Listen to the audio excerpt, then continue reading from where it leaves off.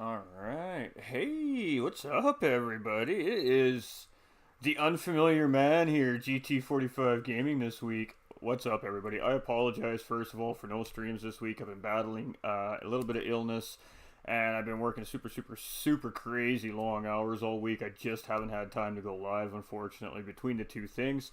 But we're back today.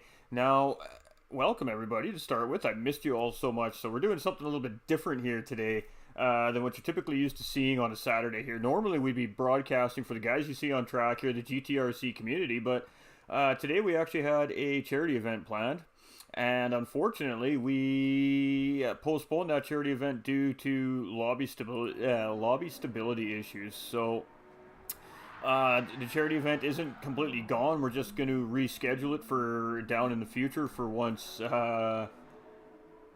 we get the game to sort itself out. So here's the deal today, ladies and gentlemen. It's open lobbies, friends only, okay? So the only people that can come in and race today are members of the GTRC community, my community, the community's out there. Anybody who's got us on your friends list, you guys can get in here and you can come race here today. So if you want to race, jump on track. So what's going to happen is we're just going to do 5-lap sprint races on random tracks. Hair Razor's the host for the GTRC, so he's hosting a lobby, so it's all a surprise to me just as much as it is to everybody else out there today, ladies and gentlemen. So we're just doing 5-lap sprint races. You want to come and see how you handle against the GTRC boys, the Gran Turismo racing community. You want to see if you got what it takes to beat these guys. Get on track. Come and race these guys today.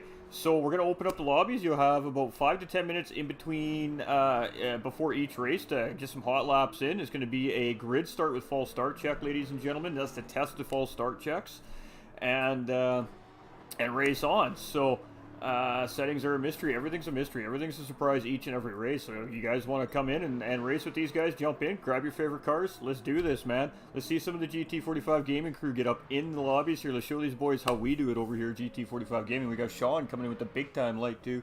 Much love, Sean. How you doing today, brother? Alright, so we are back. We're most certainly back, and I do apologize. We're still not feeling the greatest. We had a pretty decent-sized ear infection here during the week, so it's disallowed me to keep headphones and earbuds over or in my ears, even for a remote amount of time. So we're still going without the earbuds, but we can at least get the headset comfortable over the ear now, where it's not bothering me too much. So we're live. So I'm not actually going to be on track with you guys and gals today. I'm going to be commentating for you guys today. So all these sprint races you guys are seeing here today are all going to be live. They're all going to be commentated, and you guys are the stars for today. So get on track and let's show everybody what you guys got, man. Come show your skill off. Come show your favorite cars. Come show your favorite liveries. Whatever you want to do, man. Just come and have some fun.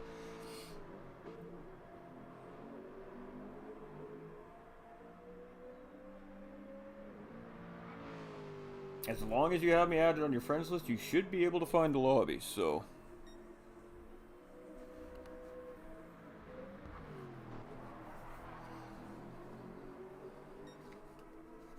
And we got all our usual suspects here from the GTRC group here. We got 750 in the Lamborghini, we got Super in the Lamborghini, we've got Type R in the Alpha. We got Doug in the Alpha, we've got Barr in the BMW M4, we've got Pappy in the Aston Martin, Hair Razor in his favorite car, the Ferrari here. So the guys are just testing their driving. Right now they're putting in hot laps. It's going to be a, like I said, grid start with false start check. It'll be fastest first, so before the start of every sprint race, just like a normal stream really on GT45 Gaming when we have our open lobbies, ladies and gentlemen. You'll get a few minutes to run some laps, and then we'll just give you guys a warning, and we'll fire the race up, and we'll move on to the next one. Vic coming in with the big thumbs up as well. How you doing, Vic? Much love. So we're back. We're feeling a little bit better. The stream's looking good. Everything seems to be running good today, so that's good. So yeah, we're gonna do this for basically as long as these guys want to run these lobbies for today, and then we're gonna shut the stream down and we're gonna fire back up a little bit later tonight. We're gonna do our very first ACC broadcast, guys, as far as me playing ACC goes as well. So be on the lookout for that a little bit later today as well.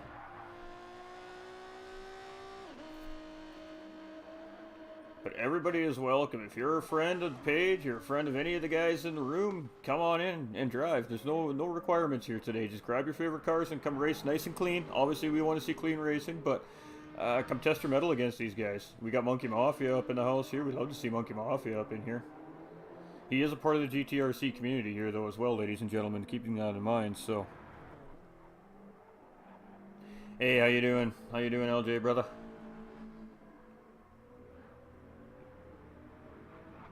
Jump on track. I'm sure these GTRC boys how you do it.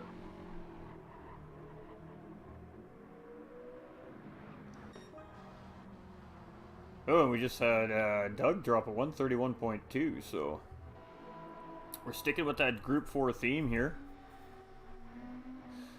Ian coming in with the big thumbs up as well. My man. How you doing, Ian? Much love, everybody. I apologize again for the lack of streams this week. We're feeling better, and we're back at it here again, so. We're going to do some comms for you today. We're going to do some comms here for you today. That's the goal today.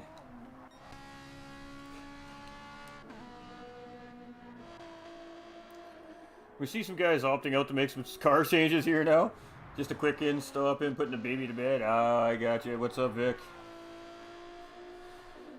Well, lobby's open to all followers of the page today. The lobby is set to friends only today, so it will only be community members and fellow racers that will be allowed in the lobby here today, but everybody is welcome. As long as you're a follower of the page and you got us on your friends list, you should be able to find the lobby here, so.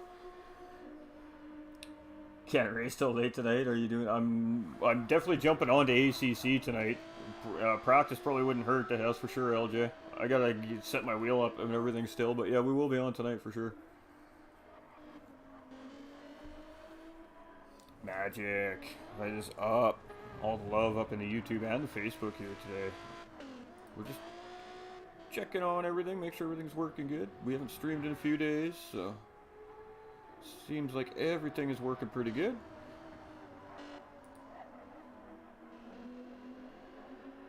Beautiful. Alright, so these guys will probably give a race start warning here sometime in the near future, but yeah, get on in here, guys. Come fill these lobbies up. Let's get 15 guys up in these lobbies. Let's make these races juicy. If you can't find a lobby, let me know. Hey, take care, John. I'll see you later, LJ.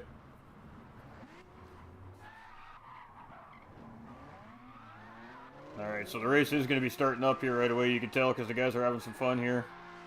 Got some donuts being poorly blown here. The BMW's definitely got the donuts going better.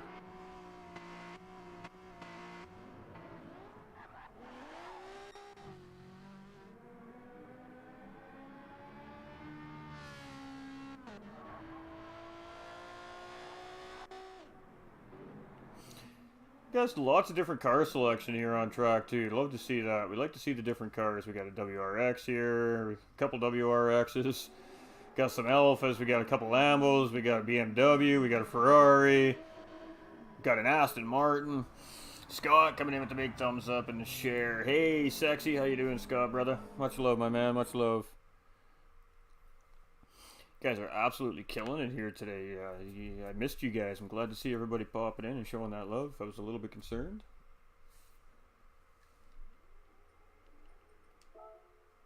All right, it's race time. So race one on the day, man.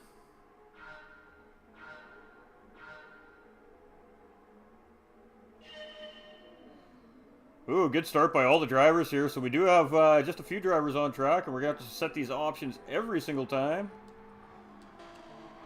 So we're with Doug as he was on pole.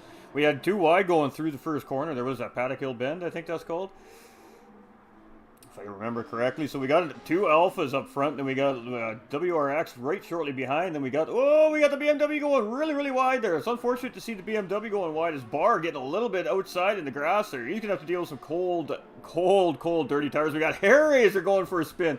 Woo, guys are going everywhere here. Holy moly. All right, ladies and gentlemen, so we do have Doug in the early lead. These are only 5-lap sprint races, so we're going to have to filter through really quick. I'm not used to commentating such short races. So we got 2 Alphas running first and second. We got Doug and Super running. And then we've got Gibbo sitting here in third place. Gibbo is just cruising here as well. He's in that WRX. WRX obviously is a solid Group 4 car choice by a lot of the drivers in the game right now. It's a very, very powerful car. And you can see he's gaining on those Alphas very, very quickly. We got Barr in that BMW M4. Solid car. I was running that earlier today around this racetrack. It's a pretty solid car around the racetrack here. Type R in the WRX as well. Now in 5th place, we got 750 in the Lamborghini Huracan in 6th. Pappy in that Aston in 7th. We got Hair Razor after that little bit of an incident sitting back in 8th place, and Monkey Mafia as well. I believe he's in Toyota 86 there. Finishing up in 9th place here currently. So get your cars, get your games loaded up. We're on GT7 here today, guys, and the lobby is open to everybody that's a follower of the page. So they do look good. Just pop in a like, share. I only get GTS for a week. We'll be back on GT7 when I'm back home as I'm away dog sitting for a week. Oh, no worries. Much love, Scott. Much love, brother. Appreciate you. So Doug looking very strong here very early on. Doug's a good racer. And if you guys follow the GTRC races at all, Doug is always battling for podium position week in and week out. So not too surprised to see Doug up in the early lead here. But Supra is definitely up on his business here. And this isn't endurance racing, so this is a whole different ball game here. We're going to see names, different names in different spots we're used to seeing in these endurance races with these guys as well. Hot lapping and endurance racing are 2 different beasts. Barr up here just coming through Surtees himself right now with that BMW M4, and he is on purple. Everybody's on purple, looks his lap too.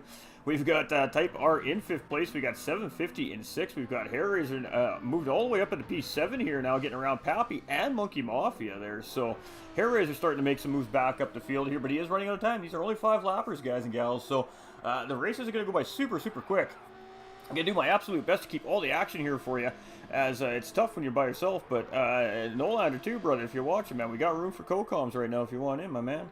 We see a half-second penalty here on Supra, which is really unfortunate. That's going to cost him about a second at the end of the day here. Actually not the worst spot for the penalty burn here, though, so it might not be too bad for him here.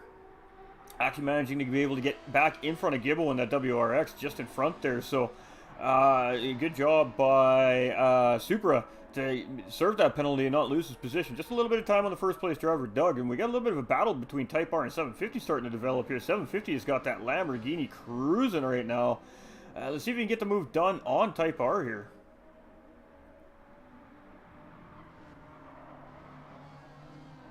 You just see that WRX is just so much better in the corners, right? The Lamborghini's really got him on the straight line, but when we get into the corners, the WRX has just got a little bit more than that Lamborghini has. Again, Lamborghini's not the easiest car in the game to drive right now either. Those mid-rear engine cars are tough, but you see him trying to make the move. He took a look inside, decided to back out there. Good racing awareness by Super, realizing that that wasn't going to be the best time to make the move there and just backing out. But he does pick up a half-second penalty, unfortunately, making that back out. So Monkey Mafia has now gotten ahead of Happy Pappy here as well, but we still have Doug in the lead, and he is purple again, ladies and gentlemen. So Doug is looking very in control for this first race here at Brands Hatch. We are going to be doing a second race, so get your cars loaded up, ladies and gentlemen. Get ready to go here. We got, just get a little bit in the grass here. We went sideways. That's going to give Super a chance to really gain some steam here on Doug.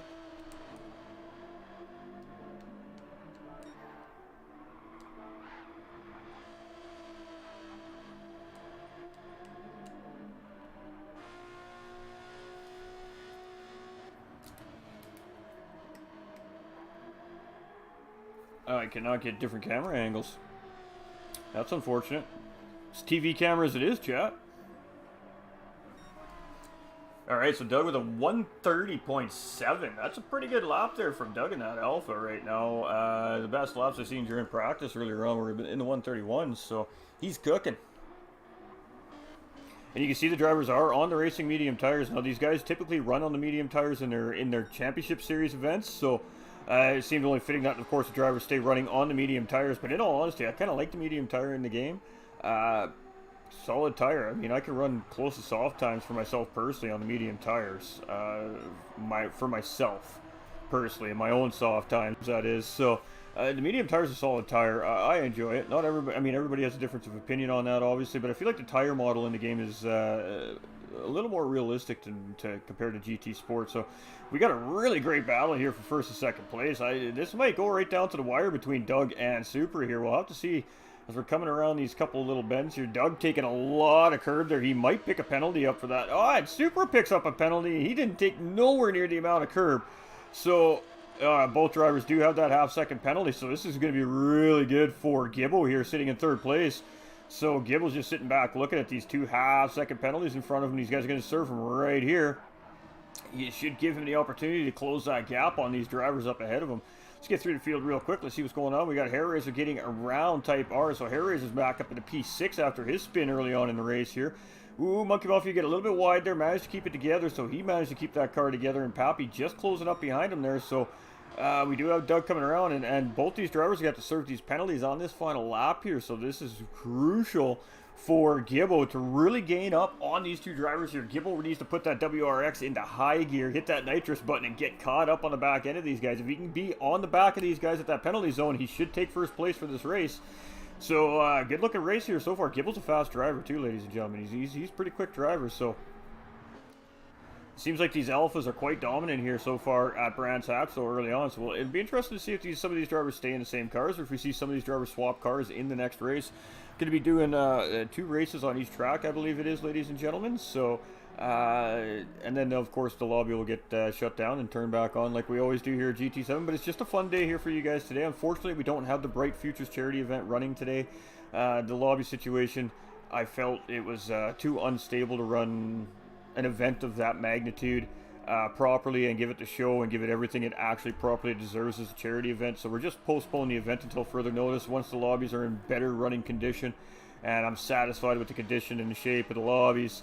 We'll have that charity event kick back up, and we'll make those announcements on the GTRC pages, of course GT45 gaming pages as well, ladies and gentlemen. So we do appreciate everybody's understanding and patience in that matter. We just don't want to bring a charity event to the live stream and not have it go perfect, beautiful, as planned, without hitches, you know what I mean?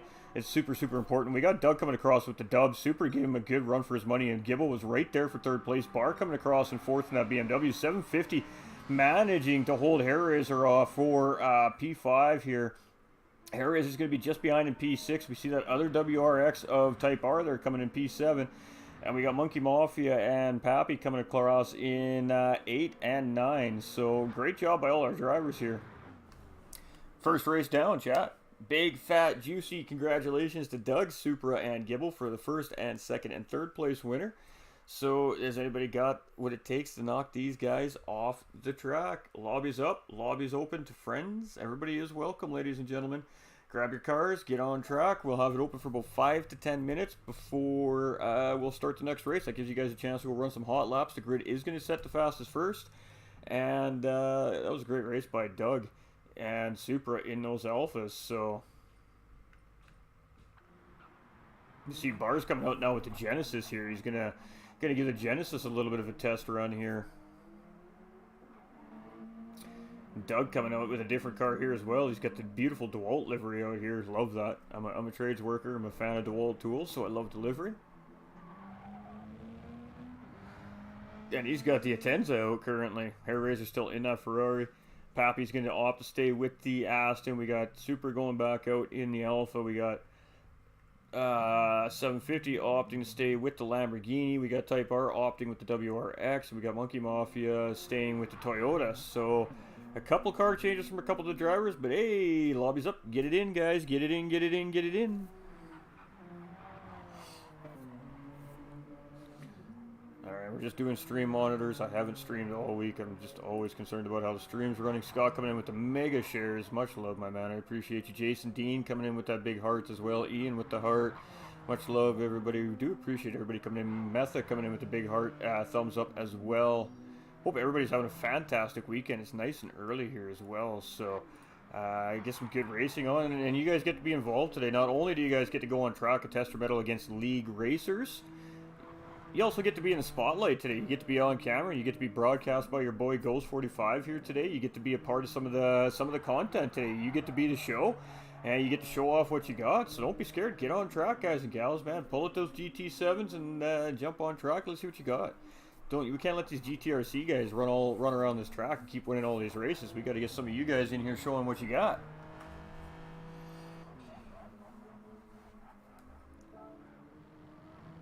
I think I need to shut my wheel off. I think that's why I'm having spectator issues. I was in the rig driving with the guys a little bit earlier today, so.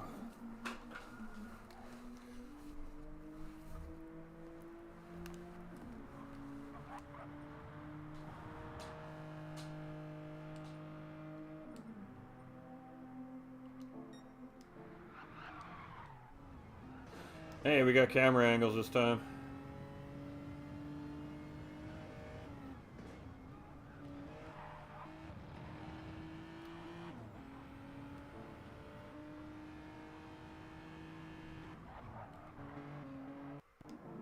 Fantastic. Fan-bloody-tastic. Alright, so race 2 at Brands Hatch. Load them up. Get the cars on track. Let's see what we got, guys and gals. It's just a little bit of fun times. These guys are just racing. We're just, like I said, we did have something scheduled for this week, but due to just, you know, lots of factors, we decided to postpone that particular event. Fill the hole with some fun races. So everybody really is welcome today. You should be able to find a lobby as long as you have me on your friends list or any of the gentlemen on track here. If not, you do need to add Hair Razor or I'll start hosting the lobbies. But I was hosting the lobby earlier and the guys were having some of the UK guys were having a little bit of glitching issue, which means they're just too far away from the whole server. So we've just allowed Hair Razor to remain host and not change anything. These guys are used to running on his hosting connections, so we'll leave it at that.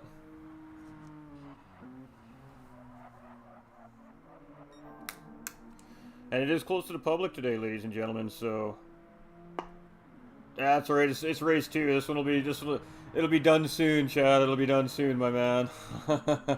It's going to be a mixture of cars today, too, ladies and gentlemen. We're going to see Group 4s, Group 3s, Group 2s, Group 1s, maybe some Miatas at some point. Yeah, guys are going to be changing up. It's just a fun day, so.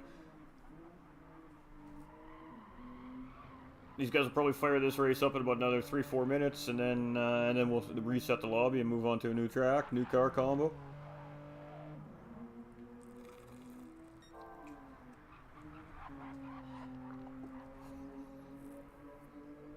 What's everybody's plan for this weekend? What's everybody's big plans? I know some of you guys got league races coming up here this afternoon. Good luck to the Apex boys running over in GT Champions Porsche Cup Series there. Always rooting for them to do well. They've been on fire this season over there in GTC. So love to see the Apex Racing boys kicking ass and taking names.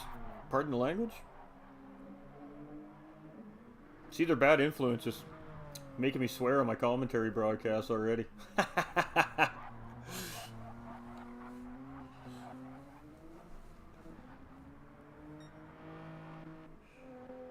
There we go. Now we got some different cars. We got a Genesis. We got that Mazda. What else we got? We got the Ferrari. We got a GTR up on track. Love that. See a Supra here as well. Lots of different car variety. Another Mazda. Oh, we got a Nissan GTR 597 version. We got a Mustang. Look at that livery.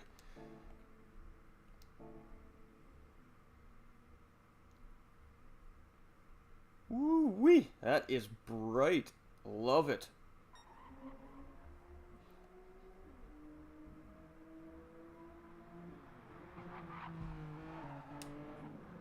Ooh, medic!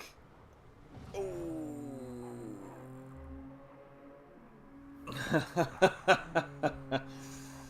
I forgot I got all these fun little buttons.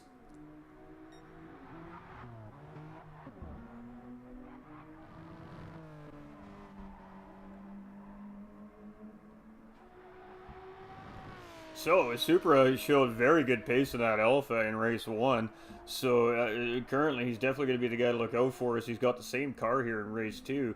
But, ooh, there we go. She's race time. Giggity, giggity.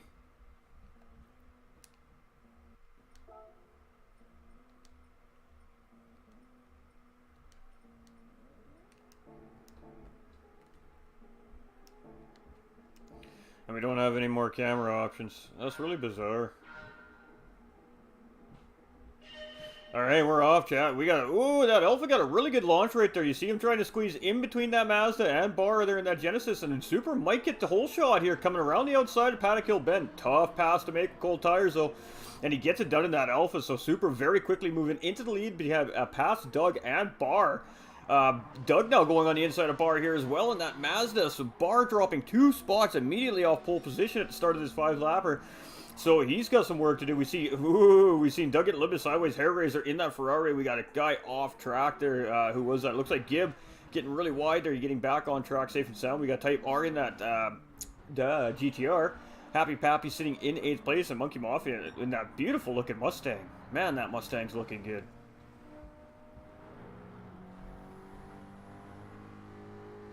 That is a very nice looking livery, my man. I love that. Love that. A little bit of pride livery going on right there. Chad laughing. Ooh, the Alpha gets out wide. Ooh, but he manages to keep that together and not lose the positions. Good driving there by Supra. There we go. We guys jumping up in the lobbies here now. There we go. These lobbies will start to fill up as people realize what's going on here today. So, Supra in the lead. I know it's a little bit different, ladies and gentlemen. We're doing commentary, and it's not a league race. We're just doing it for fun. We're just getting some great content to you guys, and we're letting you guys get out on track and have some comms done by your favorite boy Ghost here today. So we see Bar making a really nice move on Doug here to take 2nd place back. So Bar is back on the move with that Genesis. And just love to see the different cars on track. These guys really putting some variety out on track. We got Hair Raiser up in a P4 now, and he's starting to track down 3rd place driver Doug as well in that Atenza. So we all know that the Atenza got a major nerf a couple weeks ago in the update. Ooh, and Mazda getting a little bit wide there. Gil getting a little bit wide in that Mazda. Managing to keep it together, though, coming down through Paddock Hill Bend there. Gonna have a little bit of dirt in those tires. Yeah, Toyota Supra is 750 here, now starting to gain a little bit as well. We got Monkey Mafia is looking pretty solid in that Mustang currently. And Mustang Group 4 car is an interesting car. He looks like he's having some fun with it. You guys want to see a unicorn, all you got to do is look at Monkey Mafia's car and you'll find yourselves a unicorn. Then we've got Pappy in that GTR 97 version. They get a little bit wide there. Cersei's not being nice to Happy Pappy there, as you see Type R just getting ahead there in that GTR. So he got out in the marbles at Cersei's there, and you know, we all know that's a dangerous place to be on Brands Hatch. Coming into Cersei's, you don't want to get too wide there. You get into those marbles and it just likes to hold you out wide, and we just saw that there, unfortunately for Happy Pappy. But we have a battle up front here. We got Supra in that Alpha trying to show some Alpha dominance here, but Bar is quickly closing up in that Genesis. Doug is really having a hard time keeping up in that Atenza there. As you can see, another Atenza out just wide behind in Gibble. And Hair Raiser is going to try and get this move done on the outside. Doug is not giving him an inch of room. He is squeezing him. He is making him work for that pass. We're going to stick with this battle. We got a good one here. And is Hair Raiser going to take a look here? He does leave enough room for Hair Raiser to dive inside there. But Hair Raiser is just sitting patient. He's like, all right, mate, I see you. I see you. I see what you got going on here.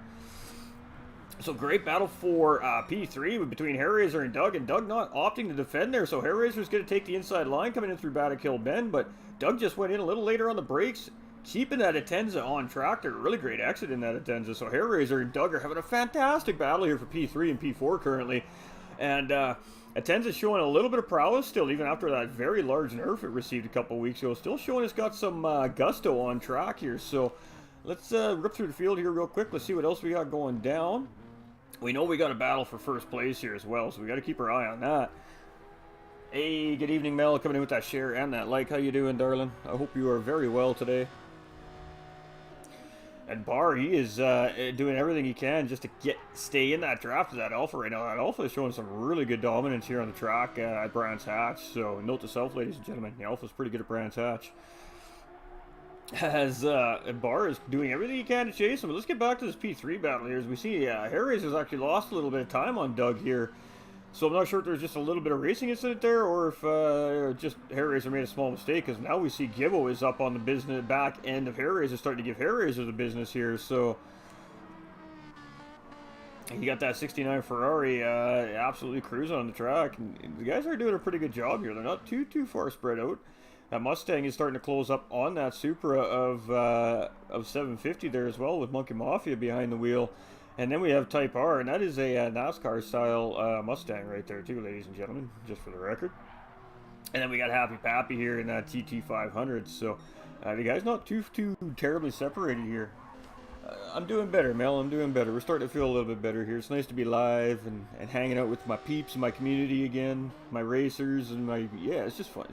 Happy to be here today. Happy to be here today. Got lots going on, so it's nice to just sit back and chill and hang with the fam. So Super on a fastest lap, and he had a great corner there at Cersei's. As you can see, Bar it took a little bit of a semi-racing line where Super just absolutely hummed that Alpha on the racing line. Bar's catching on him here. It seems like that Genesis has a little more pull than that Alpha in a straight line, and he is up on the back end of him here now. We've got Doug currently sitting in third place, and we got a battle between Hair Razor and Gibbo here now for fourth and fifth place as well. And that 750 Monkey Mafia is starting to heat up a little bit too, as well as these guys are starting to close up. And these sprint races, you have to kind of keep moving through the action as quick as you can because, well, they're short races. We got Type R and Happy Pappy starting to close up on each other here. So we got little mini battles all the way through the pack here today. In race 2 here at Brands Hatch, and Super looking very strong. Oh, and Super's getting really wide. That is going to be great for Bar. And ooh, Bar just missing. Getting collected by Super there. Super's going to try and get back on track, and Doug's also going to pick up P2. We see Hair Razor coming around P3, and Gibble's going to pick up P4. So really unfortunate there for Super on that Alpha, just making that mistake there, getting wide coming through Paddock Hill Bend, getting into the sand there, and that spun the car out sideways. You've seen him make contact with the wall there, so he's going to have some damage there as well. So really unfortunate for Super, as he looked like he had this race well in handle there, but all it takes is a mistake when the racing is this close. The Bar is, he's got a 3.5 second gap out front here now, so as long as he keeps everything together, he should be looking good. Ooh, we see Super having issues again in the background there as well. So Doug just coming around Cersei's with Hair Razor, and Gibble still battling here. Now this is a battle for P3 now suddenly, so we're going to stick with this battle here as these guys are coming across. This is where the battle's at, so this is where we're going to be. And Hair Razor is going 100% defensive here. He does not want to give Gibble that racing, that inside line coming around this corner here. Ooh, Hair Razor caught a little bit of crossway. I got that Ferrari sideways, so that's going to give Gibble a run on him here in behind in that Altenza. So we'll have to see. It's going to come right down to the final couple corners here, ladies and gentlemen. And now we see Super is also getting back in this battle with that Alpha as well. So we have a three-way battle for P3 here. Barca should be able to bring this one home by the looks of it here. So we're going to stick with P3, P4, and P5 because this is where all Super is getting all kinds of sideways again. As you can see, he's pushing so hard here to catch up. This is sprint racing, ladies and gentlemen. You can see these guys push a lot harder in a 5-lap race than you would a 40-minute race. So tire wear is not factoring in, fuel's not factoring in. It's just run the best lap you can and as consistently as you can. And, ooh, wow, that was some great racing right there by Hair Razor, managing to keep P3 from Gibbo there, and Gibbo managing to keep P4 from Super. So we got Bar finishing in P1. We got Doug finishing P2. We got Hair Razor in P3, Gibbo in P4, Super in P5. We got 750 in P6, Monkey in P7. We got Type R coming down right now in P8, and Happy coming through in P9, ladies and gentlemen. So great job by all the racers again, and congratulations to our top 3 finishers, Bar, Doug, and Hair Razor. Doug with 2 podiums here early on in these sprint races today. So a really great job by all these guys. And we're just keeping an eye on the chat here. I believe they're going to be setting up a new lobby here now. So get in your cars and get on track. You coming, Mel? Come race.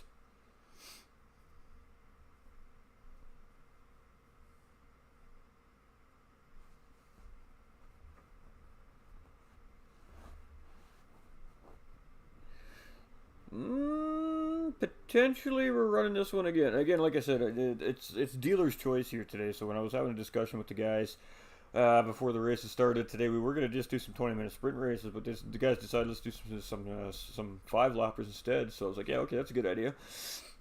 But it's dealer's choice. So Hair Razor's he's the lobby host, so it is literally dealer's choice. So whatever he decides to do is what we're rolling with today.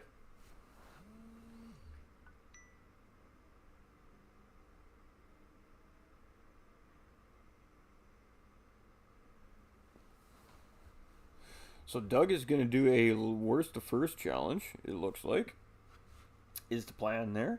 As I just seen a message come across in game chat there that he's going to go into the back of the pack for the next race. Nolander coming in with the thumbs up. How are you, my guy?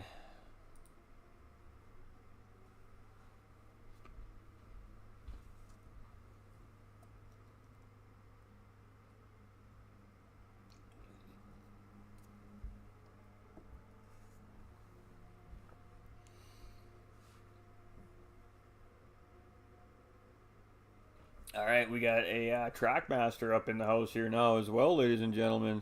This lobby's open to anybody on the friends list. You guys search it up, jump on in, and get involved with these guys. Come race with these guys, man. Come show these guys what's up. Test your mettle against some of the league racers here. See how you fare out against these guys. There's some quick guys in here, man. Some clean racers in here. So you want to test your mettle. You want to see where you're standing against some of these guys. All you got to do is jump on track and race them.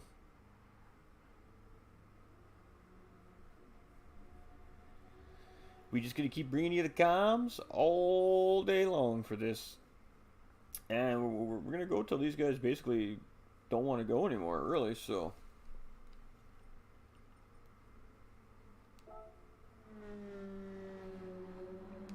I love the fact that the guys are opting to take different cars as well.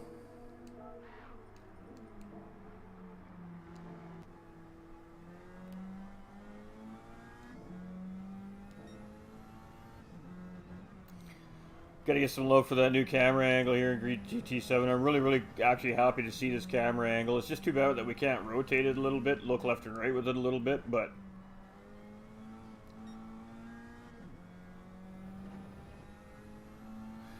just gives you a really good perspective of what these guys are dealing with in these race cars in real life. You know, not only are they driving at extremely high speeds, having to worry about where the other guys are around them on track, they got to shift, they got to brake, they got, yeah. There's just so many things that these guys got to handle, and girls, while behind the wheels of race cars. And I mean, so this kind of gives you a perspective of what goes on during a race when you're on board with a driver. You can kind of see what's going on. So that's what it looks like in that GT500. We're in that Alpha here with Gibbo, I believe.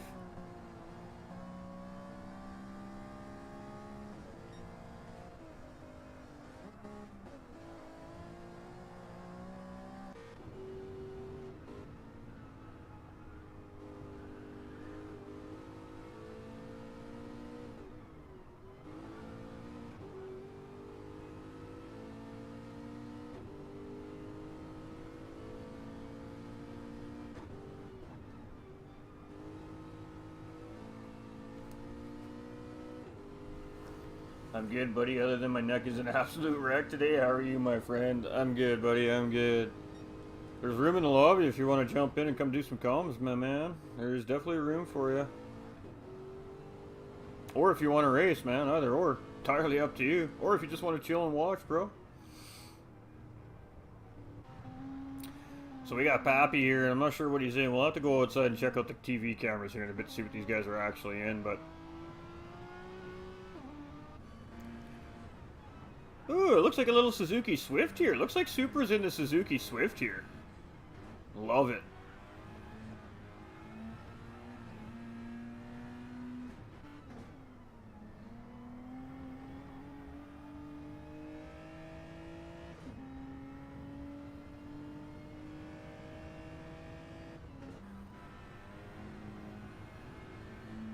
Another Suzuki Swift on track. You see a couple of these little guys on track here. That's fantastic. They really are fun. Oh, Heathen in the house, ladies and gentlemen. There we go. Now we talking. Now we got some of the boys coming up to do some racing. Alright, we got Apex Racing Heathen up in the lobby now to come and test his mettle out against these guys. He's opting to go in that BMW. We got Trackmaster here as well, so he's coming in for his first race here in these fun races here today.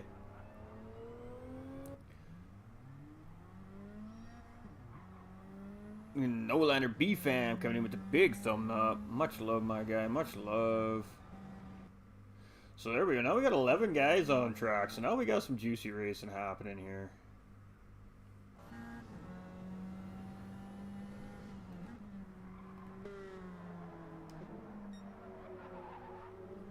Alright, so we got Hair Razor. Opting to go a little old school today. We got another Alpha up on the house there with Gibbo. Gibbo's going to try his luck with the Alpha here now. Oh, we got a Megane Trophy for Pappy here is what Pappy's in. We've got 750 rocking the Aston Martin here. Again, Suzuki Swift by Supra, so fun little car. Type R also in that Suzuki Swift. You can see a cute little car that is. Heathen in that BMW M4. I know that car is good around this track. And then we've got Trackmaster, and he's opted to go, ooh, Supra, and look at that. That is a very colorful looking livery. Looks good there. Nice stuff, nice stuff.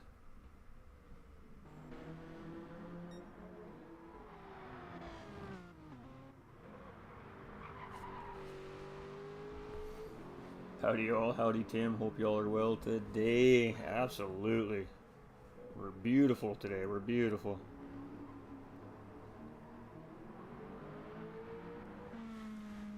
We got Bar's gonna come out in that GT500 as well.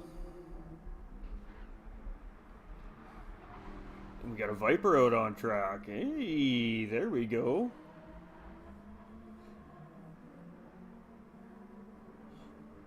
You guys are testing different cars out, checking it out.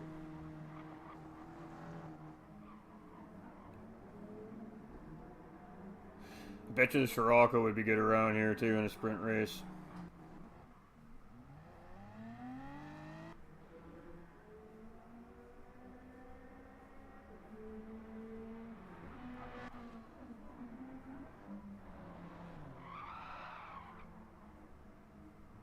Gas Monkey Garage Dodge Viper too, ladies and gentlemen, by the way.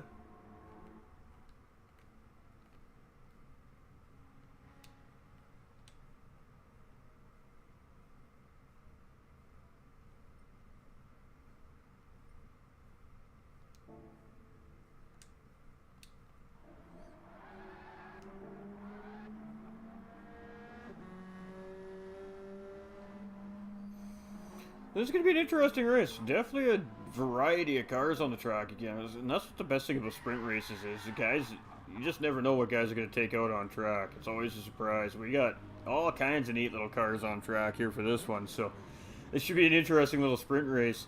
And let me tell you, commentating sprint races is a lot more hectic than I would have expected. Especially as the field starts to grow and we start to fill this racetrack up. Things are going to get absolutely crazy.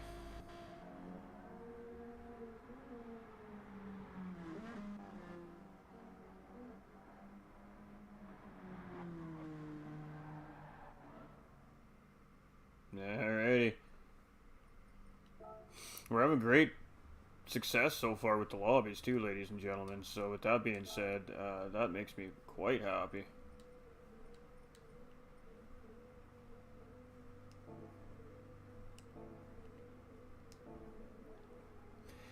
Three reds, four reds, five reds, waiting for the green, waiting, long light. Oh, we got a false start in the back. Heathen false started in the back. That's unfortunate for him, so that's going to put him very early on in the back of the field. He's going to have to catch up. We got Gibble getting off to a very early lead here in that Alpha, and again, the Alpha's been very dominant so far in the first two races here Brad's had, so I'm assuming it's going to be another one of those dominant cars. Supra, though, in that Swift. Let's see what the Swift has got against all these bigger, more powerful GT4 cars here. We got an Aston. Man, what a variety of cars here we have today. We have 750 in third place. Hairraiser putting pressure for fourth, and we got a debacle happening here. Doug with the Viper. We got a McGain Trophy wide with Happy Pappy. We got Bar just getting around. We got 750 just getting around there as well. It is an absolute mess of cars, a gaggle of cars currently right now. You see Happy Pappy just taking a little bit of evasive maneuver there as I don't even know who it was anymore. Somebody went wide around the corner there. Whew, chaotic. All right, Heathen's already gained a spot back. He's gained a spot on 750. As I seen 750 go a little bit wide there earlier on. Gibble getting a little bit wide there. He's going to cost him time there. Supra's going to be on him with that Suzuki Swift. So far, the Suzuki Swift's looking very prowessy on Brands Hatch here. Again, it's a very, very tight cornering car, and this is a very good track for that car, I would assume, because of that reason. And Doug here in fourth place with that Dodge Viper, though. He's showing some love for that Dodge Viper right now. And then we got Bart just behind, putting some pressure on that Dodge Viper. So currently, this is the most looking battle here. Is Bar's going to go inside coming around the corner? Is he going to get the job done coming around the sweeper? He does have the run on that Dodge Viper, but is the Viper's power going to kick in and get back ahead of that GT500? And that's absolutely what's happening here. Is that Viper's starting to pull back even, but Bar has inside a Paddock Hill bend, and just a small amount of contact there. I think with Doug, as the drivers were just holding their lines there, and I believe he got a little bit wide, but he managed to save it. It's a great job by Doug and the Viper there to keep that thing on track and not lose any position. These guys are crazy. We got Monkey Mafia here, currently running in 6th place, but he has Type R all over the back of him in that Suzuki Swift here currently as well. We got Pappy sitting in 8th place. Heathen is starting to gain on these guys here. We got 750 down into 10th, and Trackmaster having a bit of an issue here as well, in 11th place currently. But again, little sprint races, ladies and gentlemen. It's different than endurance racing. You take an endurance racer out of his comfort level and throw him in a sprint race, and it changes everything. So some of these guys are having to adapt a little bit here, as we have Gibbo's running very solid in the lead here, but Supra putting a ton of pressure on him in that Suzuki Swift here. So, and you just see he's just hitting every mark, every point, every apex. He's really got that car on a rail here currently. Oh, contact! Oh, man, great job by Gibbo to save that after the contact. He's still wow. He's still fighting with that Alpha, and he keeps it together. Oh, a little bit of a push-to-pass situation there. That's unfortunate, but sprint racing, ladies and gentlemen. A great save by Gibbo there, man. That was the best save of the season so far I've seen. What a save that was. He was fighting that for about 2 corners and still managed to keep that car in 2nd place. But now he's got Hair Razor all up in his business here. So Bar right there and Doug in 5th place just behind Bar there. Those two are still battling as well.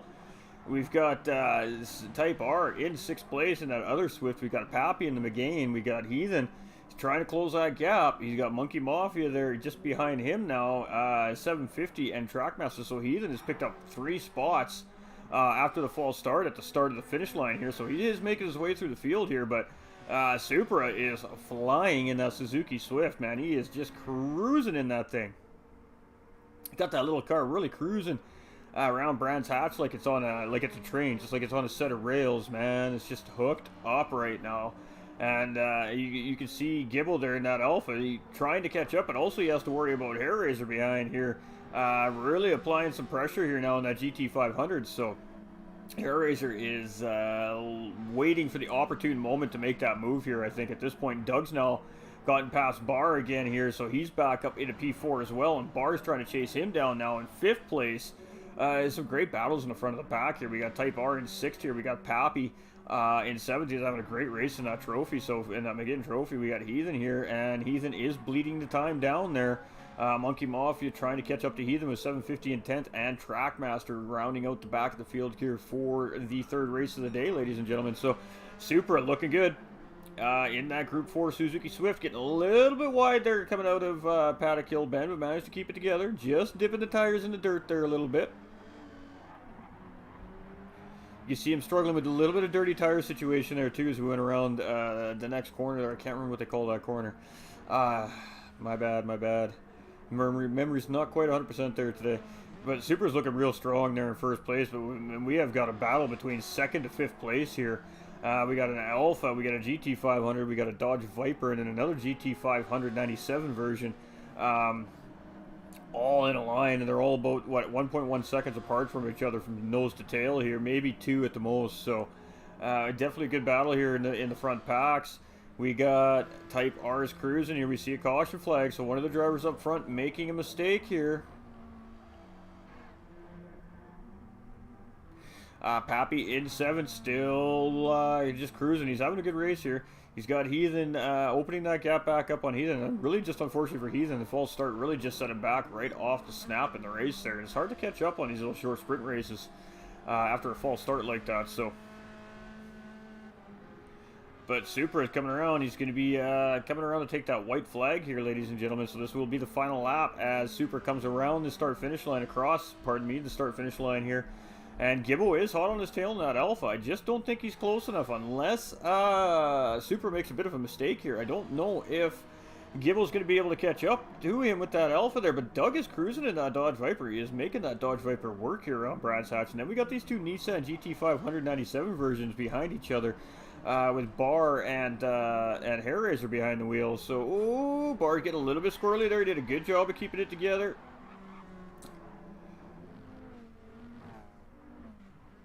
And looks like Gibbo made a mistake there now, and he's dropped back quite a few spots all the way to 5th place. So And Doug's now moved up into P2. We got Hairraiser back into P3. And Bar's just sitting there staring at that podium currently in P4. We got Gibble now in P5. We got Type R in 6th. And I'm not sure what happened there. I think Type R had an incident on... I don't know what happened there. We missed it. But everybody's up and back and running here again. So Heathen's on the charge here. He's gained a couple seconds there with whatever happened there. Monkey Mafia is starting to close up on Heathen here as well. 750 in 10th, and Trackmaster just rounding out the field here. Struggling a little bit here with Brands Hatch, it looks like. But Supra coming around here. We got one more corner for Supra here to take the win in race 3 here. And he's just going to zip around the corner here with that little Suzuki Swift. And he's going to bring one home for Team Suzuki. Here in race 3 at Brands Hatch. So great job by Super. He really made that Suzuki Swift look good there, ladies and gentlemen. We got Doug coming across in 2nd with Hairraiser just behind in 3rd. Bar right there in 4th. And then we got Gibble coming in 5th. Really unfortunate race for Gibble. He was looking really strong there in 1st place in the first half of the race. We got that other Suzuki Swift coming here in P6 with Type R behind the wheel. We got Pappy in the McGain Trophy as well coming across here in P7. And then we've got Apex's Heathen coming in. He is under pressure from Monkey Mafia. Drag race to the finish. Ooh, and Heathen just gets it out of Monkey Mafia by 2/100ths of a second. Great finish there by those two drivers. We see 750 coming around in 10th, and Trackmaster rounding out the field here in race 3 in 11th place. So congratulations to all the drivers there. And let's save that replay just because. All right, now I believe we're going to see a new lobby open up.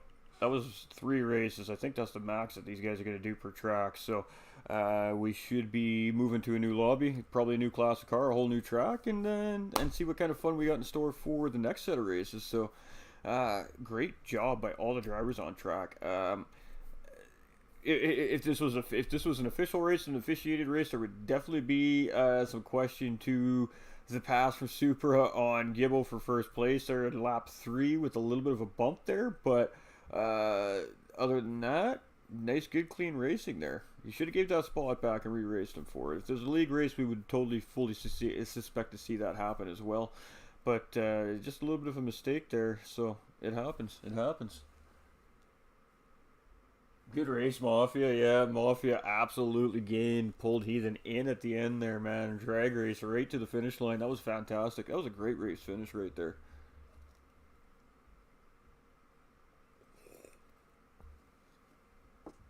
All right, let's switch up the track and class.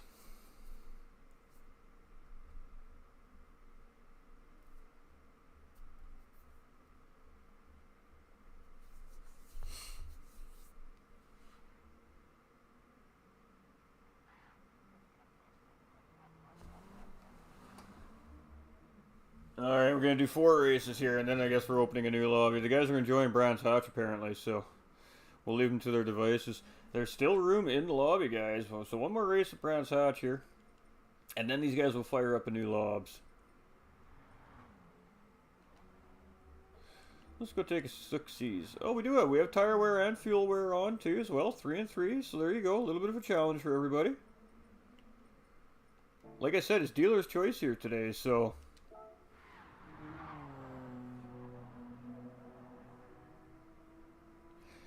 So Doug is coming out in what looks like it is the Genesis. I believe that's the Genesis.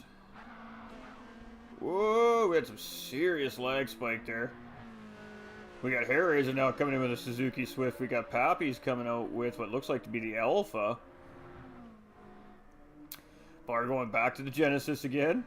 Oh, Super's going back to Lambo. All right. Type R is just chilling. Monkey Mafia is going to opt to do the Alpha here as well. So we're down to 8 on track currently. I promise there's other tracks coming, guys. I promise, I promise. I know Badass is just grinding to get in here and show these boys what to do, but he just doesn't like the track.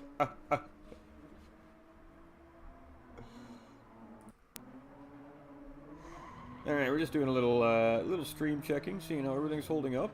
Everything does look good. How's the audio and everything sounding, everybody? Everything's good? I haven't streamed in like a week, and there was an update, so I was a little concerned about how things were going to go today. typically with a software update for my streaming software means I got to do a driver update shortly thereafter. And so far everything looks pretty good. Actually, we're streaming on 3 channels currently, so everything seems to be holding up actually really well.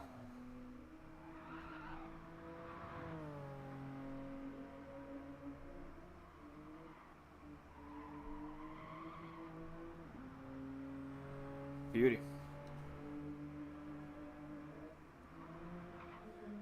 So we were hanging out with Nolander there last night for a little bit as he was doing some daily races on GT Sport. And I mean, it was really sad to see very few racers racing in the GT Sport lobbies currently for daily races. But man, he did 3 races in daily race C at Sardinia A. And race 3 was absolutely epic race, man. What a race. Guys were trying to take him out. He was battling for P1 from guys trying to smash him out of corners, and he still managed to stay strong, keep it together, keep the car on track after contact, and still show those kids how you beat them even when they're playing dirty. And he did it 100% clean, fair, and square, man. So it was a great content to watch last night, man. It was a lot of fun watching Nolander absolutely show those kids how you race, man, and how you do it clean. And that's what it's all about. And I mean, there was a couple instances where Nolander made tap the first place driver and would not make the move because he made contact. He made sure that the guy in P1 stayed in P1 and then reset himself up to try and make a proper path. It was a beautiful race, ladies and gentlemen. So all about clean racing, man. When you get on track with a bunch of clean racers, it's a lot of fun really quickly. But yeah, that was some great skill shown by Nolander there last night in the Porsche 911 RSR as well. But yeah, man, did he ever put a clinic on how to beat a lobby full of dirty drivers and do it clean.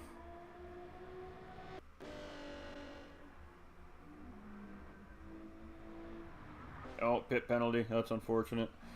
Pit line penalties are in play, chaps, so make sure that you're following the pit line rules or you're going to get that nasty 3-second penalty.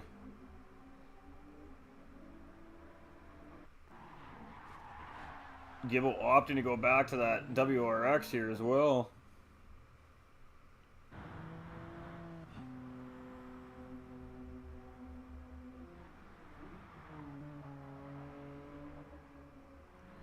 Alright, we're going to keep all the racing info off the screen. We're just going to leave it like this now for viewing. We're going to leave it just with the driver names and the cars and nothing in the way of the screen. We're going to give you guys the full effect here now for these sprint races. And just get rid of all the screen clutter. So I think these guys are going to be starting pretty soon is probably what's going on here. Like I said, it's about a 5-10 minute-ish window before each race for these guys to go run some hot laps as fast as first. Grid start with false start checks.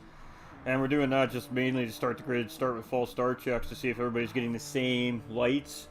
Obviously, before the update, the false start checks were different timing for different drivers and it was creating chaos on grid starts. So it seems like so far it's been pretty prim and proper here today. Yes, sir. Fast, clean, and efficient. That was beautiful. It really was.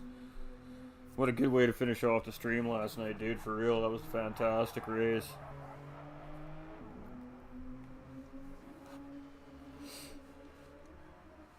I'm having a little bit of a hard time hearing in my left ear due to the infection in my ear right now, so it's starting to bug me a little bit, but we'll make her. We'll make her through.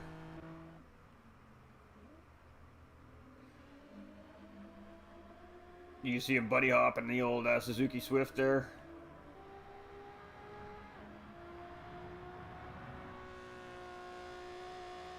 I mean, that is a bright car. There's definitely no reason, no way a driver could say they didn't see Pappy on the racetrack, because that car is bright.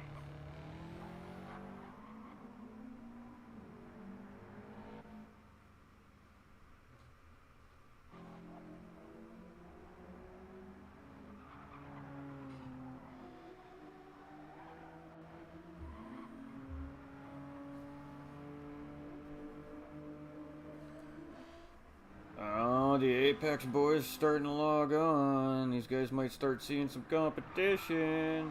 Hey man, just telling it as I see it, it's Nolander. Credit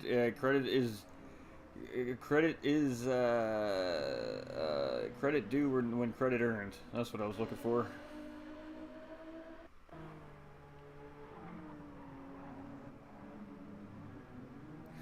There's a lot of the guys that wouldn't have been able to handle the situation in that race that you handled the way you handled it and still come out on top with the dub, man. That was a pretty crazy, chaotic race. For 5 drivers on the field. Like, for real. You see the guys are definitely starting to wind down here. They're all getting ready to get racing. Trackmaster's really struggling with that car here. Maybe a new driver here on Gran Turismo 7. Maybe still getting used to the game potentially.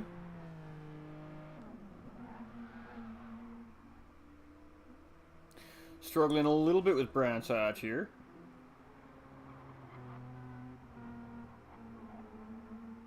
Oh, for sure it did, Nolander. For sure it did, brother.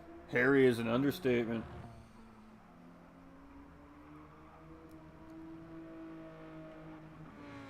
Woo! Supra's doing a really good job of driving that very difficult car.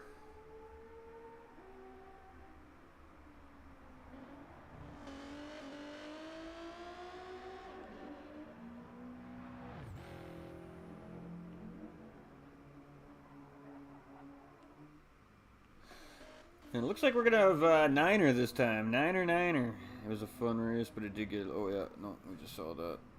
I seen a blip on my screen, so something changed somewhere.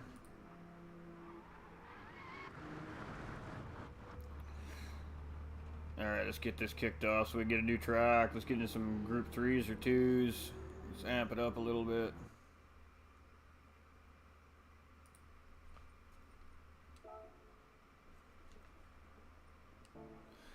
Alright, ladies and gentlemen, we back at it, man. Race 4, Brands Hatch, Group 4 cars. Let's see who's got it this time. We've had a different winner in every single race so far, so let's see if we can get a different winner here again.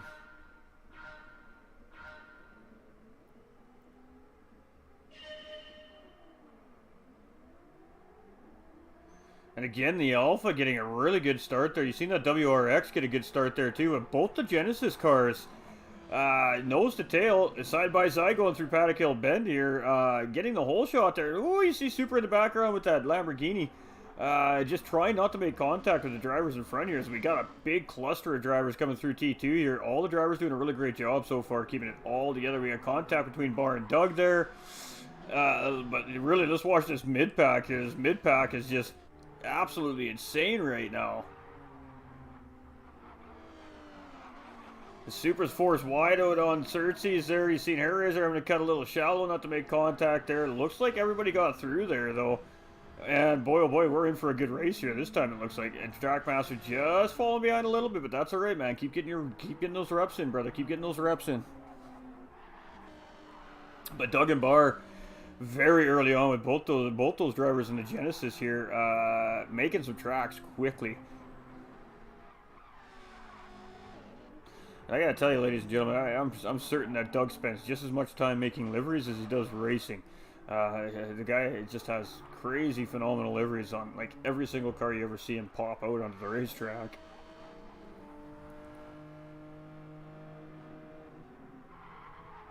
You can see there's a sizable gap. I mean, we're talking 2.5, 3 second gap from second to third place here with Pappy in that Alpha. And you see Supra is now in 4th place. But he has gotten wide into Paddock Hill Bend. He's done a great job to keep that car underneath him there. Wow. He's obviously going to lose some positions here, but he managed to keep that car from spinning, so he's still in the fight here. You can see him really squeeze the Type R a little bit there. Almost not giving him any room to get through there, but that Lamborghini is no joke to drive, man. It's a beast. It's a beast.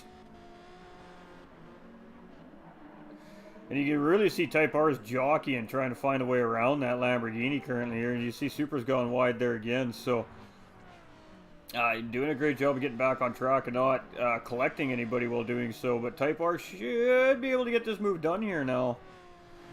The Lamborghini just has that straight line speed on that Suzuki Swift, which is really unfortunate. But we still got this battle for P1 and P2 here between Doug and Barr.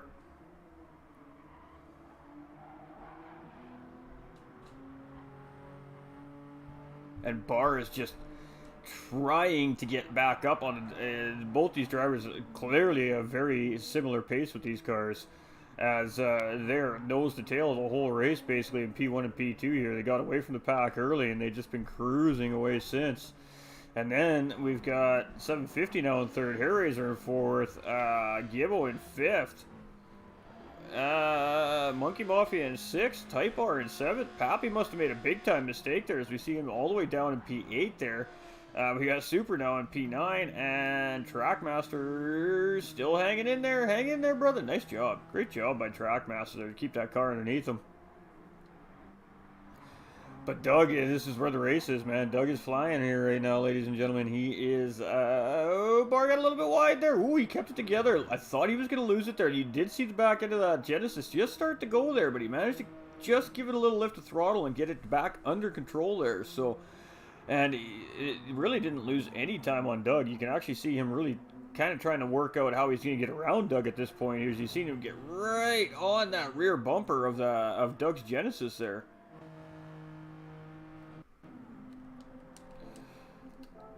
Unfortunately, we don't have any camera angles in the racing for some reason, and that's really frustrating, actually.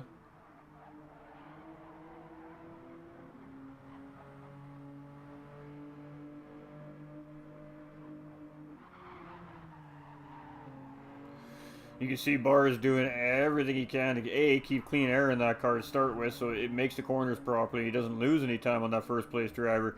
But you can also see him really trying to take the best possible angle in every corner to try and get better exit than Doug in front of him as well. So Barr's working really hard right now trying to get past that first place driver Doug. We got Hairraisers in P3 with Gibbo just behind in P4. We got 750 here in P5, and he's in that looks like a Jag. We got Type R back in the Swift there as well. He's moved up into P6. Monkey Mafia's in P7. We got Pappy in P8. Supra all the way down to P9 here. Struggling a little bit with that Lamborghini, and Trackmaster in P10. So the guys are doing a great job here. Keep it up, everybody. Fantastic racing for these little sprint races. But the battle for this race is definitely between P1 and P2, between Doug and Barr. And Doug's opened up just a little tiny bit of a cushion on Barr here currently.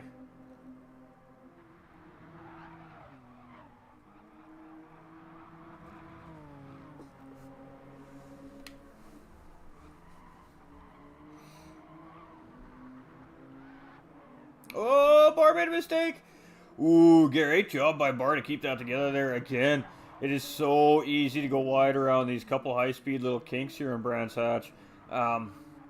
It really doesn't take much to make a mistake there and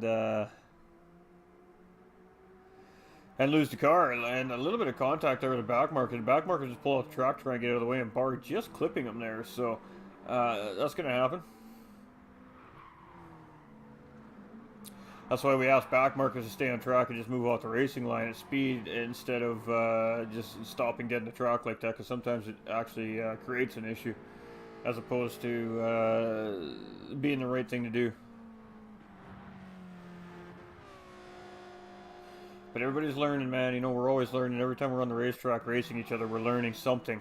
And if you're not learning something, then you're not willing to get better at it.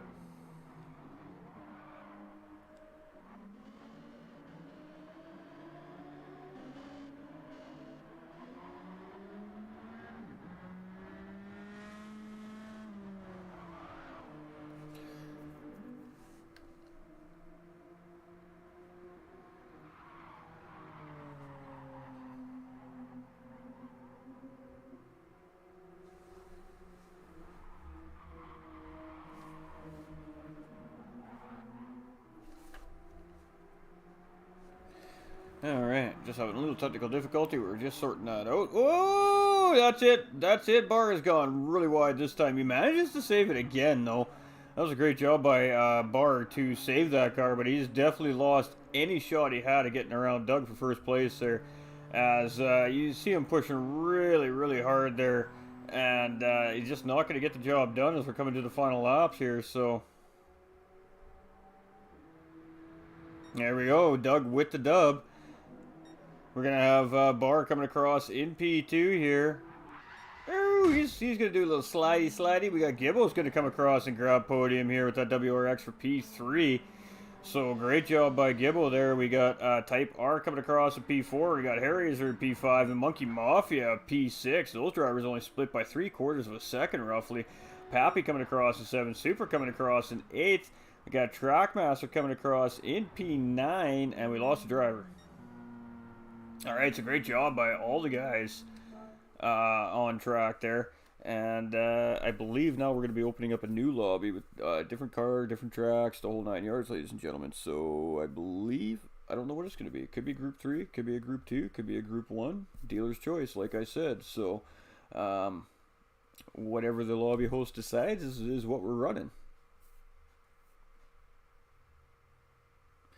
Aaron, how goes it, buddy? How are you? Mr. ATB in the house, ladies and gentlemen. Hope you're well, Aaron.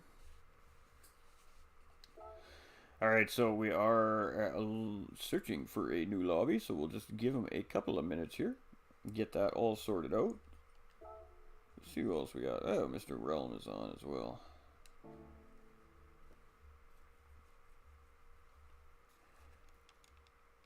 Alright, well, they're setting up the lobby. Let's go show you what yesterday's endeavors brought for us here today. So we were making a little livery yesterday for another driver.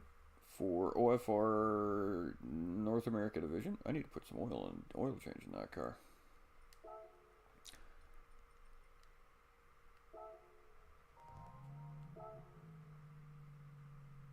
There we are.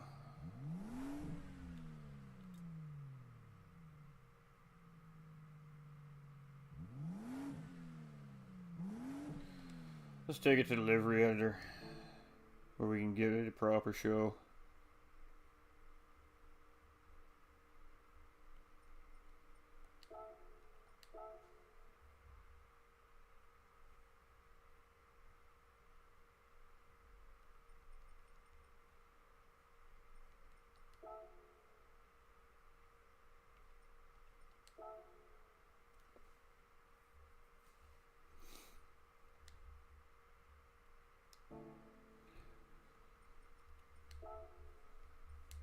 That's what I meant to do.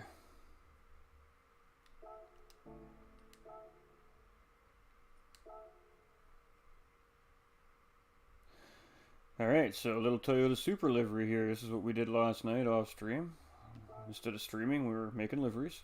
But, yeah, so we made this for LJ. So this is a league that LJ Rockefeller Racing Super Ninja is a part of. Of course, obviously it's got the Rockefeller stuff on it as well, as that's the team that we're running for. But, yeah, you reached out to me, you wanted something a little bit different for a livery for this league, and, well, I would say it's a little bit different, but got Roger from American Dad on the front of the car there, of course, with the Rockefeller sponsor sitting right there. And, yeah, the whole theme of the car is Super Ninja's the fastest alien in the galaxy, so to speak, so this very galaxy-themed car. And it was actually kind of a lot of fun to make. It was tricky to make, too, to get the... You know, the nebulizing effect going into the car, like if you're looking in space for real, you know what I mean? So it was a little bit tricky to designing it, but it turned out pretty cool. We found some really good high definition decals to get on it.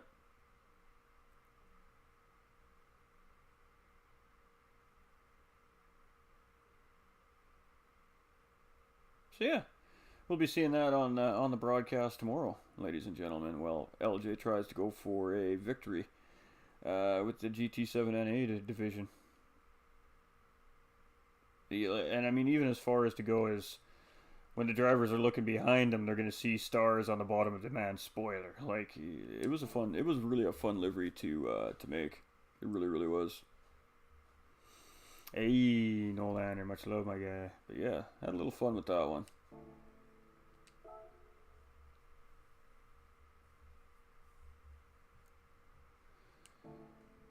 He said he wanted something different.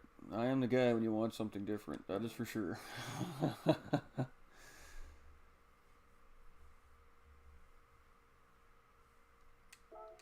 Alright, lobby should be up, guys.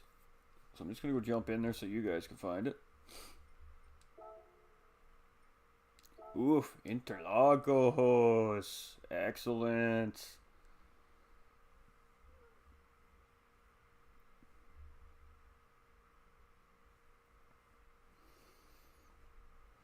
Hey, how's it going, Nuclear?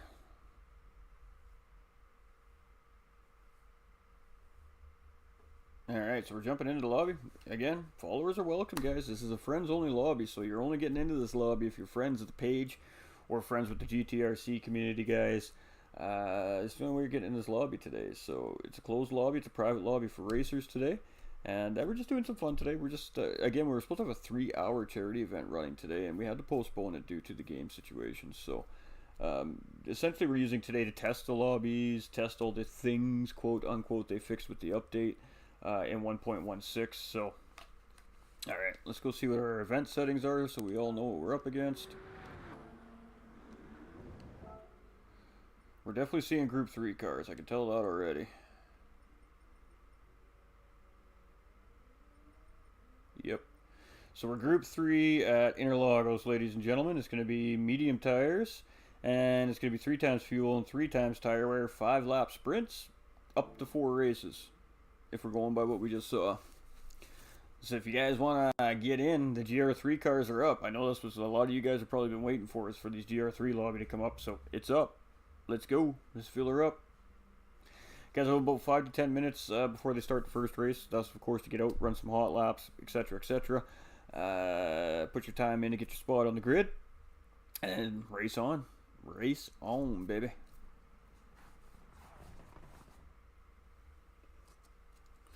Yeah, I was just showing off a livery, boys. My bad, my bad.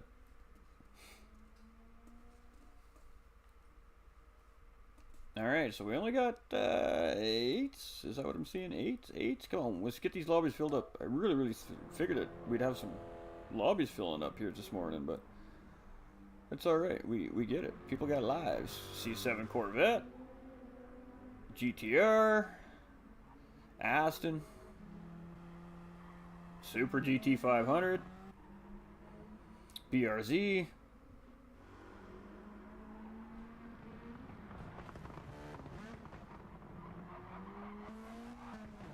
Great looking livery on that car.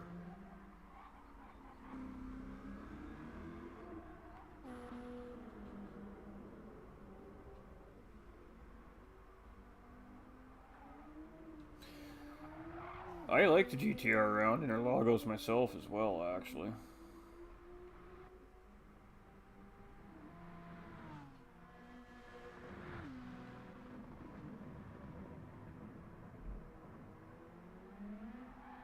Ooh, little early on the throttle there, but managed to keep it together. Done a great job there. Again, these guys are just qualifying, i.e. practicing / qualifying. It's a double duty for this here at the beginning of each race, so...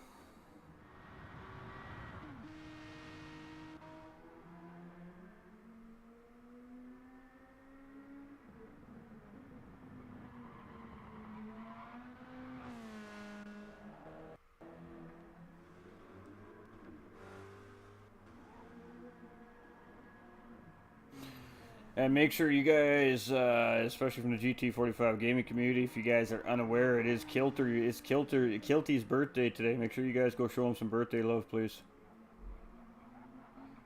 Make sure you send him those good vibes and great wishes. We love you, Kilty. Happy birthday, my guy.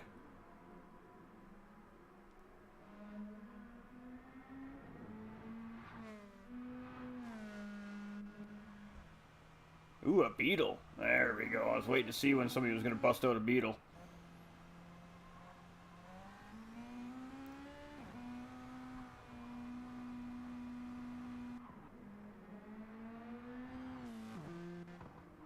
Interlagos always provides great racing too, so we should see some good racing here on Interlagos.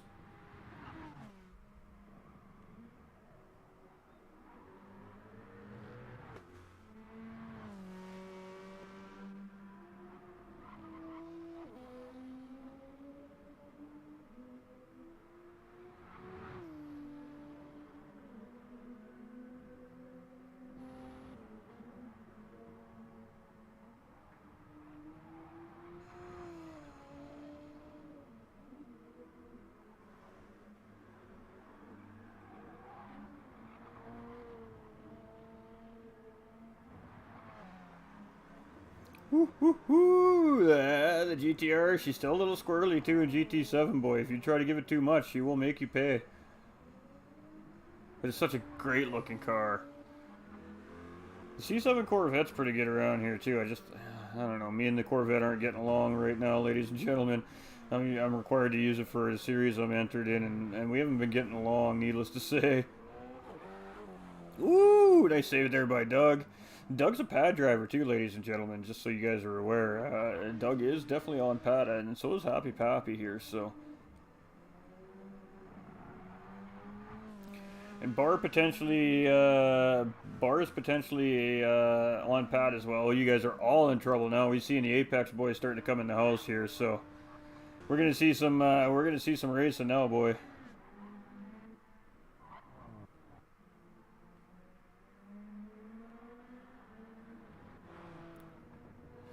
There's Gibbo. I was wondering if he was coming back. What do we got Gibbo in here? Looks like BMW. I'm not sure what we're going to see Tattooed Freaking. I can only speculate. Nick coming in with the thumbs up. D-Dot coming in with the thumbs up. Oh, talk about legends. Double legends up in the house here. We're doubling up the legend factor, ladies and gentlemen. D.90 and Nick up in the house.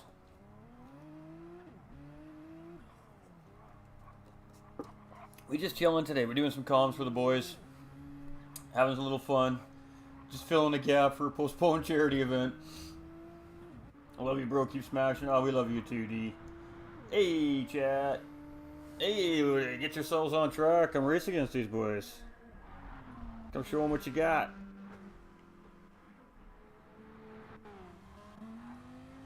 Ooh, 750 coming out with Lambo. That's going to be spicy. 750 likes that Lamborghini, though.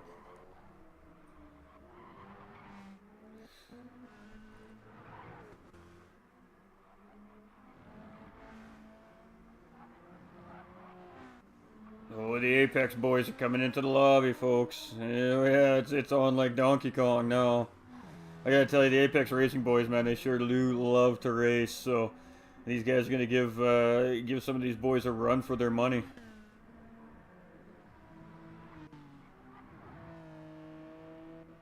They're not even coming in and qualifying.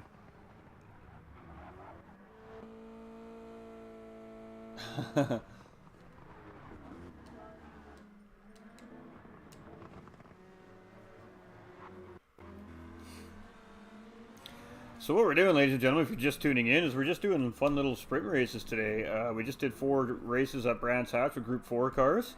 And it's open again to friends and followers of the community. So if you have me on your friends list, you have any of the GTRC guys on the friends list, or any of the guys on track on your friends list, and you want to jump in the lobby, it is open to everybody.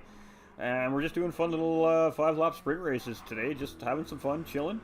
Getting the guys on track, getting some practice under the belt, getting some more track experience, obviously getting a little more time with the GT7 physics and the not ever so changing things that are going on in this game lately. But the guys have been having fun tonight. They've been putting on some really great races, and I gotta tell you, as a commentator, it's one thing to broadcast an endurance race when you know you have time to go through everything and you have time to flip through your field. When you have a 5-lap sprint race, it is much more chaotic and quite hard to follow sometimes. There's just so much going on all the time. So there we go. Now we got the boys. Oh, Tattooed coming out in that beautiful BMW M6 we see here.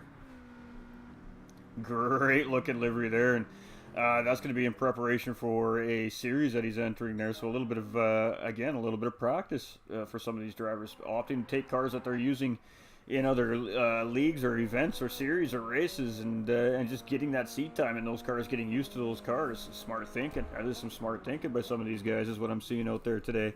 Got Richard coming in with the big thumbs up as well. How you doing, Richard? How is everybody doing today? You guys are coming in and just showing major love today, man. We absolutely love that. Ghost Nolander and GT45, 10 minutes in a dark room. What happens in the dark room stays in the dark room.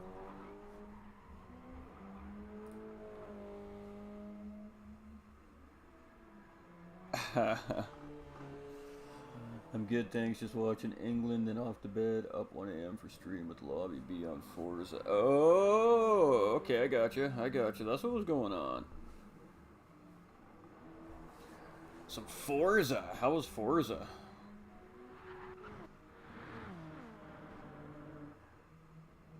Oh, and it's on like Donkey Kong. Here we go. Race 1. Doug sitting on pole again, but the Apex boys didn't really have a chance to run some of these laps. Just wait. I predict you're going to see Tattooed Freak really pushing the issue here with these guys. I'll get this side of the pond, Mr. 45. Oh, beautiful. That's what we love to hear. Some fantastic racing going on over there across the pond, too, I see. All right, so these guys are off. False start check. All the drivers got off. No false starts. We do have Doug in the lead. Monkey Mafia in second place in that Corvette. Super's looking for a cutback. Not going to get it done because he's got to be forced on the outside there. But Doug off to a very quick early start here. Let's get you guys some stuff to look at. Get you that one right there. So Doug in the very early lead. We don't have camera angles. We're stuck on TV cameras again. You know, things that just aren't working correctly here currently on the game. But Super making the move here on Monkey Mafia. Again, very difficult corner to go too wide through. And both these drivers showing great racing prowess to get through there. So battle for P and 2, switching spots. Super into second, and Monkey Mafia now moving down to third. Bar in fourth place in that Skyline GTR. We got Gibbo in fifth place here. He's ripping it up in that Hyundai. We got Hairraiser cruising in that Super GT500. Got Type R in the Beetle. We got Pappy in the Aston Martin. And then we see another Beetle. We see Badass in the Beetle. He's up on track. We've got Heathen on track as well with the Mustang. Tattooed with the BMW M6 and 750 rounding out the pack at 12th with Lamborghini. So we got 12 drivers. Fantastic. Lots to follow. So Doug's still in the lead as we see Super getting a little bit squirrely coming out of the final corner at the end of lap 1 here at Interlagos. So there's some good racing at Brands Hatch, and you know what? Interlagos never disappoints, ladies and gentlemen. Always provides great racing. So track and car combo selections have been on point today. And Doug is looking really good here, but look at that line of cars coming up that front straightaway. What a great shot, as all these guys are all within making moves of each other currently. So Super is just trying not to lose Doug. Again, that BRZ, not the greatest car in a straight line, but man, does that thing ever corner. And Doug is showing all these drivers he knows how to drive that car currently. So he's having a great race very early on with that BRZ. But Super, he's pushing with that Super GT500. And that beautiful little anime livery on that car too, ladies and gentlemen. A really well done livery on that car of Supra's there. And then we've got Monkey Mafia in that C7 Corvette, third place, looking very strong as well. So, anybody's race. Sprint racing, anybody's race. All it takes is one little mistake. We see Bar closing up on that Corvette here as well in that GTR. So, lots of car selection too. We love to see the different cars. Again, Hyundai right there in fifth place with Givo. Hairraiser in the GT500 as well, the Supra version, of course. Sitting in sixth place, Type R in the Beetle. Pappy in Aston, and then the Apex boys are all right here. We got Tattooed in 9th. We got Apex Heathens in 10th. Badass in 11th. And 750 going a little bit out of the corner there. So he's back on track with a half-second penalty, unfortunately. But again, opting to choose a car that is not very easy to drive. Lamborghini Group 3, very difficult car to drive. So kudos to him to even bring it out here on track and give it a crack, man. But Supra putting the pressure on Doug here again. That Super GT500 has better straight line speed than that BRZ. So I'm not surprised to see this happening, but he's going to be forced on the outside going into corner 1. And Doug made sure he stayed on that outside line. That was great battling here by these two. Supra is looking for a cutback. Is he going to get it done? He's going for it. Doug's not going to give him the line. Doug's seen the cutback move on and just absolutely hammered that BRZ on the Apex and just gave him nothing to work with there. And now you can see Doug's trying to break the toe. The games are on. So we got a race on our hands, ladies and gentlemen, as Doug and Super are absolutely battling for P1 and P2 here currently. But what that's doing is allowing Monkey Mafia, Bar, and Gibbo to really close that gap up on this battle. We're potentially going to have a 5-way battle here for first place shortly. And again, Harry is not out of this battle yet either. He's just off that pack. And then we have Type R in the Beetle, and we see Pappy right there. Heathen's coming in 9th place here as well with Badass there. Tattooed is now in 11th. 750 and 12th. We just seen a couple more drivers jump in here too. So these races are starting to get lit, ladies and gentlemen. Everybody is ready to have some fun here. So Doug's still holding that lead, barely. He is battling for his life in P1 here on lap 3 currently. And Supra is just doing everything he can to give him the business, man. And again, these guys race each other. They're friends, of course, outside the game as well as inside the game. These guys race together on a week-to-week basis in championships, all these GTRC guys. So they're not stranger to how each other race, and it shows. These guys are battling absolutely just magnificently here at Interlagos currently. But I mean, he's not forcing it when he doesn't need to, right? He's actually really doing some really great decision making here, but he does need to find an opportunity to try and make that move happen on Doug here before the end of next lap. But we got just a tow of cars here for first, second, third, and Monkey Mafia, fourth right there with Bar. These 4 drivers are just on pace. Harry's is just off these guys. Type R is just coming down that straight now.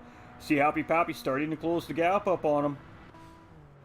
Heathen also starting to close the door on that Mustang here. He's starting to pull in on these guys as well.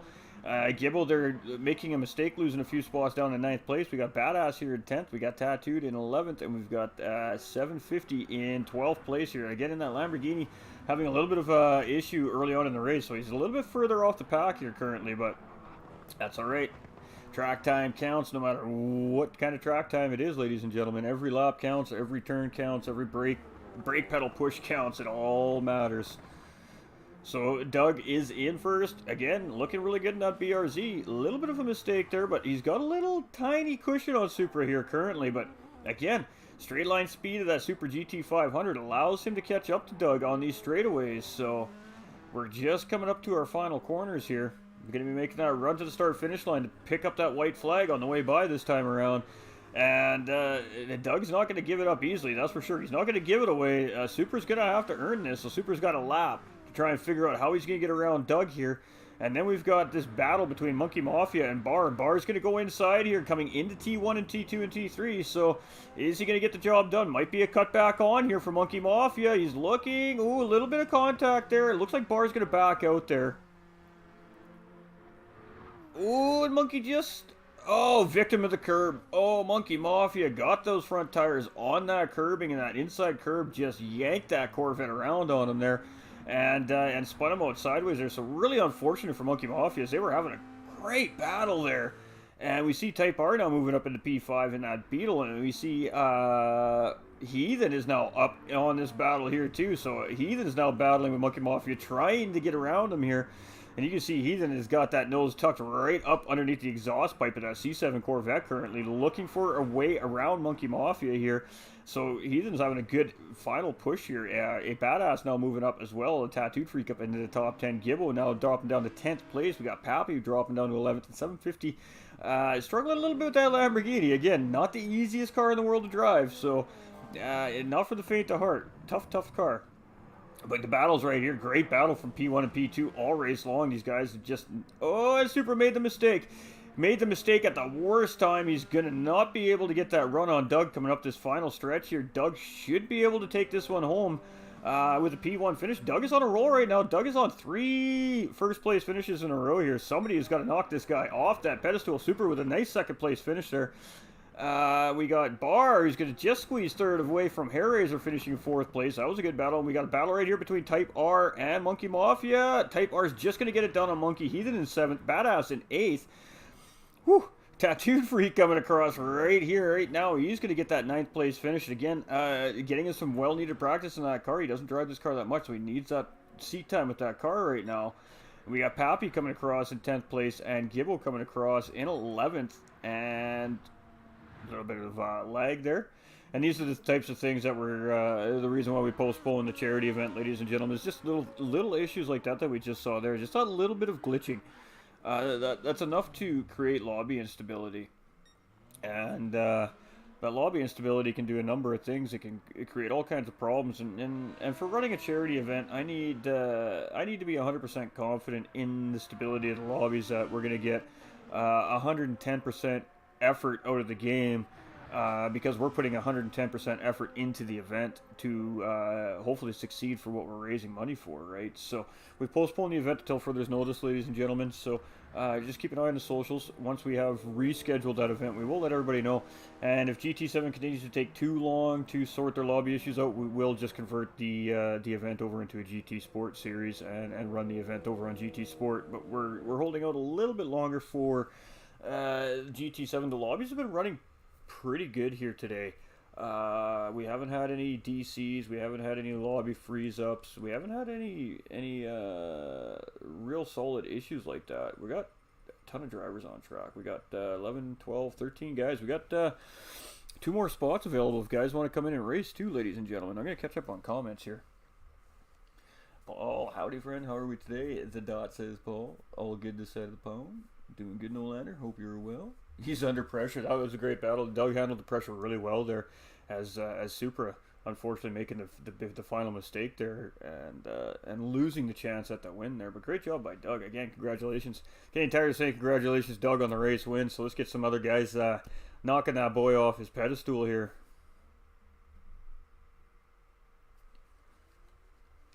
All right, so there'll be about a 5-10 minute window again, ladies and gentlemen, where these guys and gals are going to qualify, i.e. practice, and it's set up as fastest first, and it's a grid with false start check. And the reason why we have it set up like that today is to test all these things that they quote unquote fixed. And from what I can tell, the false start checks have been doing really well. Everything seems proper there. It seems like they actually fixed that, and we do know that they have fixed the force feedback as well, or maybe not fixed it, but at least put it back to the way it was before they killed it. So you know, guys have some feel in their steering wheels again. It's not 100% yet, based off of what I've heard. Some of the guys with the DD Pro say they don't have like curb feeling and stuff like that when they're driving over curbs, but you know, they still have a form of feedback at least. So at least when you're, you know, racing and turning your car and stuff like that, you can be a little more comfortable with your inputs, knowing that you got that,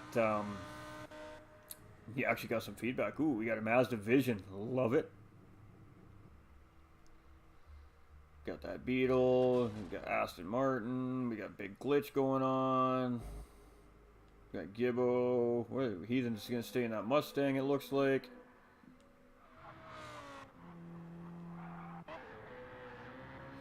Oh, Tattoo's coming out with that BMW Z4 this time. He means some business now, ladies and gentlemen. Oh, look out. He's pretty good with that car. He should be fairly quick with that car, I would think. Monkey Mafia looks like he's coming out with Jag here.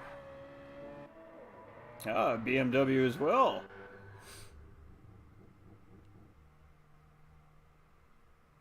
Pappy's got an Aston Martin out. Gibbo looks like he's got Subaru WRX on track. He then has got BMW as well on track. Ooh, Badass has pulled out the Jaggy. Ooh, yeah, some of these guys are starting to mean business, man. They're starting to pull out some of their favorite cars to drive. So this is going to get heaty. The boys are wanting to race. That's what we like to see, though. Ford GT GR3 race car, not the easiest car in the world to drive, ladies and gentlemen. That MR factor in this car, it's a very tricky car to drive. So it'll be interesting to see how Hairraiser handles it. Hairraiser does like his MR cars, though. He's a big fan of those Ferraris, especially. So he should be okay with this car, but this car doesn't turn the best. So I'm not necessarily sure if Interlagos is going to be the best racetrack for this car, but it'll have some straight line speed. We'll tell you that much right now. So we got 2 Z4s on track. The variation of cars is fantastic. That's what we love about open lobby sprint racing. Again, it's an open lobby, but not open to public today. It's just open to friends only, so community drivers only. Of course, my community and any other community that have us on their friends list are welcome to drive today. But yeah, no pubs today, guys. So.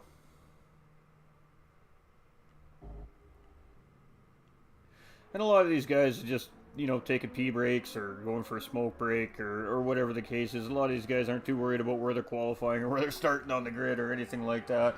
A lot of these guys are just coming in here to do exactly what the point is today, just to have fun and just to race. So You get to test yourself against other league racers from other leagues, guys you don't typically race against normally. It's fun. Yeah, we might start doing this more often, actually. Getting all our leagues that we do broadcasting for them, we race it and get them involved and just have these fun open lobby days like this and put us all together and see what we can come up with. The racing's been fantastic so far. Very little incidents, good clean, good battling. The racing's been fairly close for the most part, even from the front to the back of the field. Everybody's been on the lead laps, even in these 5-lap sprint races. We've seen some new drivers, we've seen some experienced drivers on track so far today. It's been a really good mixture today. The only thing I haven't seen so far today is where our ladies at. Where are our ladies at? Come on, ladies, get on track and show these boys how you gals roll, man. I know there's fast gals out there, and I know there's gals out there that can lay a lick into these boys, so where are you gals at today? Let's see you getting those rigs. Let's see you come and show these boys what you got. I know you're out there today.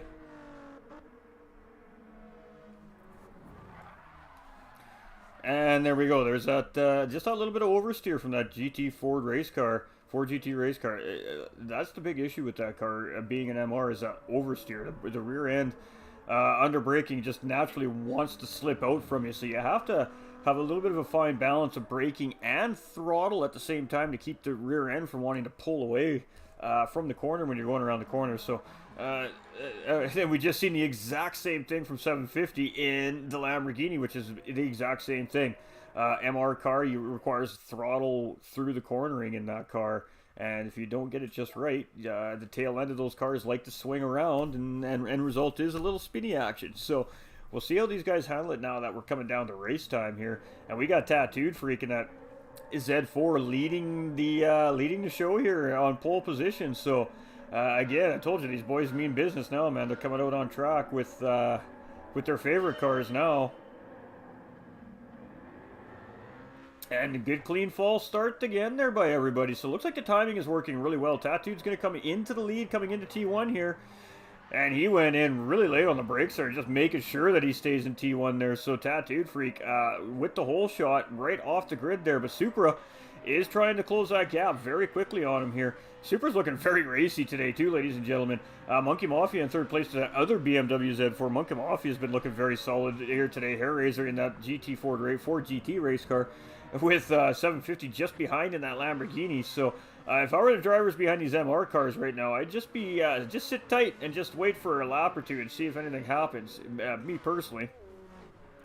We got Doug in that Mazda RX Vision sitting in 6th place, and there we go. 750 getting a little bit wide in that Lamborghini. That's going to give Doug the inside line with that Mazda. And that Mazda is not a bad car. It's a fun car to drive.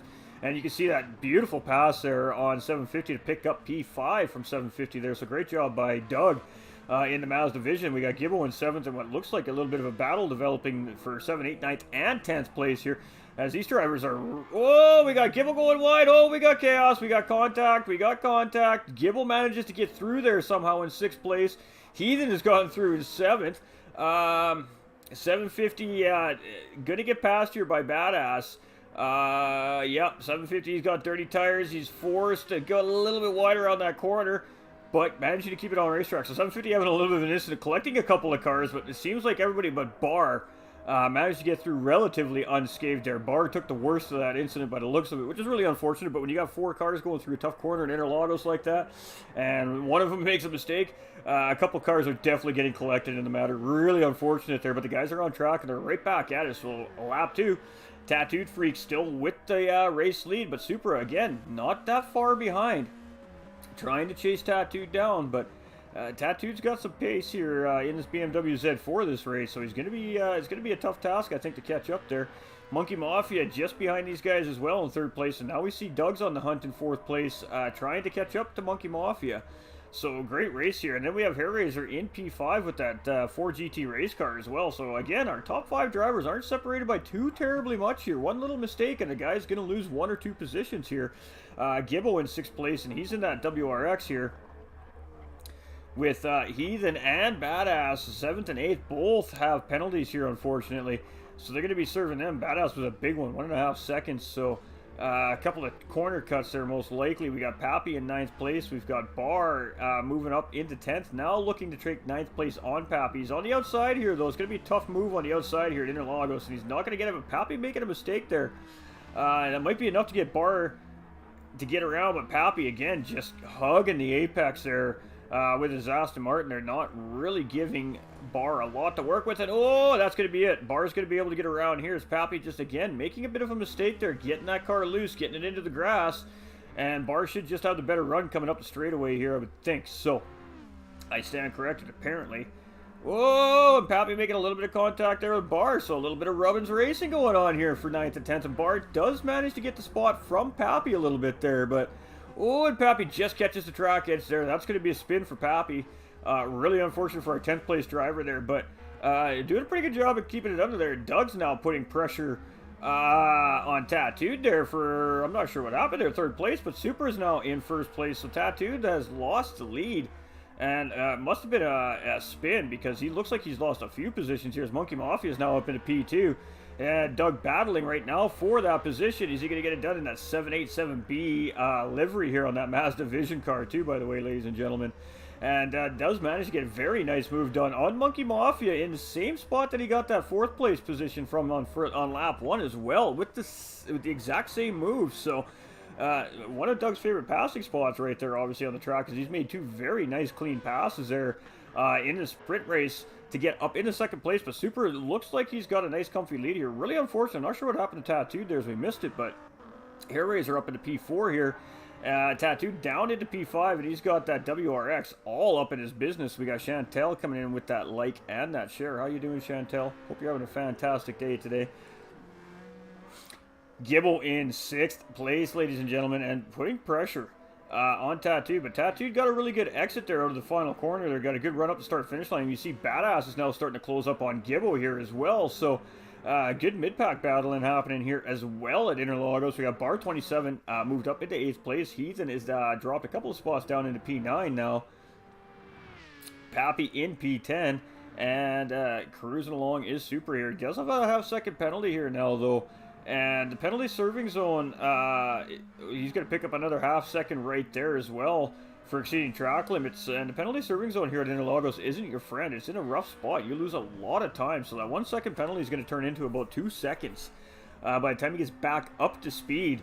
So Doug's most likely going to grab this spot from Super here. So we're going to stick with P1 as he's coming around. The penalty serving zone is going to be just at the end of the start-finish line, final corner going to the start-finish line there, and that's why it's so crucial not to pick up penalties here at Interlagos, because the penalty serving lines are both on the straightaways here on the racetrack, and you just lose a ton of time.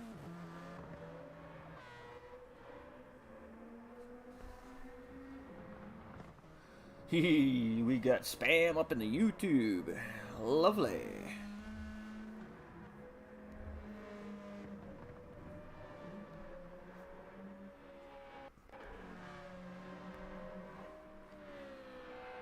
And there we go, as we see that penalty being served by Super there, and Doug very easily getting around Super there with that 1-second penalty. That cost him an easy 2 seconds there where that penalty serving zone is. So Doug now getting back into the lead of the race, ladies and gentlemen. I think we're on lap 4.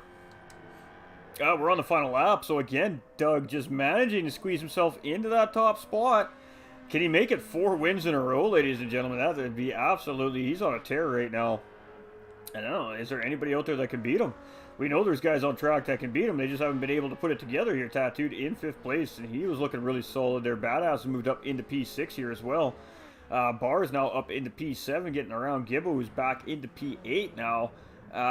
He's still in P9, and Pappy in P10. So, Doug in that 787B livery on this Mazda Vision car here, looking solid in P1. And just a couple corners left to go for him here as we're coming through the infield section right now. So, anybody's game.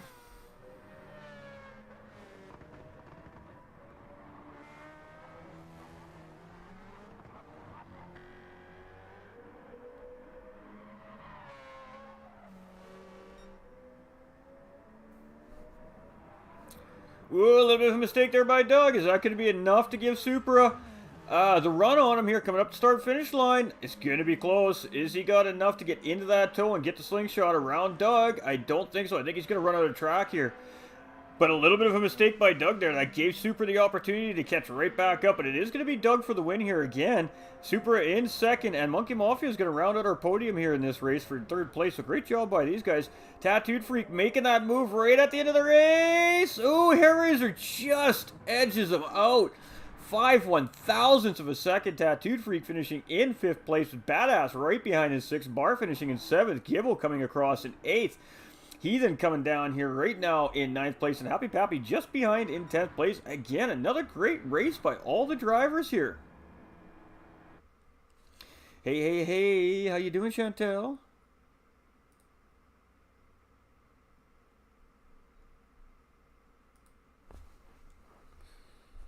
All right, we got rid of the spam in the YouTube, so we happy about that.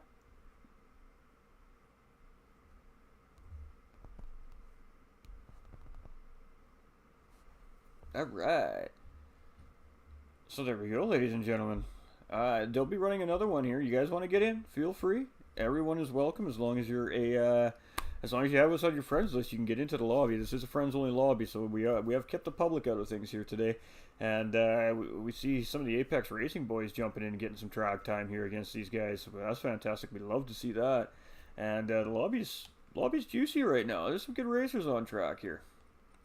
Got some Americans and some UK guys up in the house here. Of course, we got myself in the comms box with the big Canadian flag. Badass with the Canadian flag as well.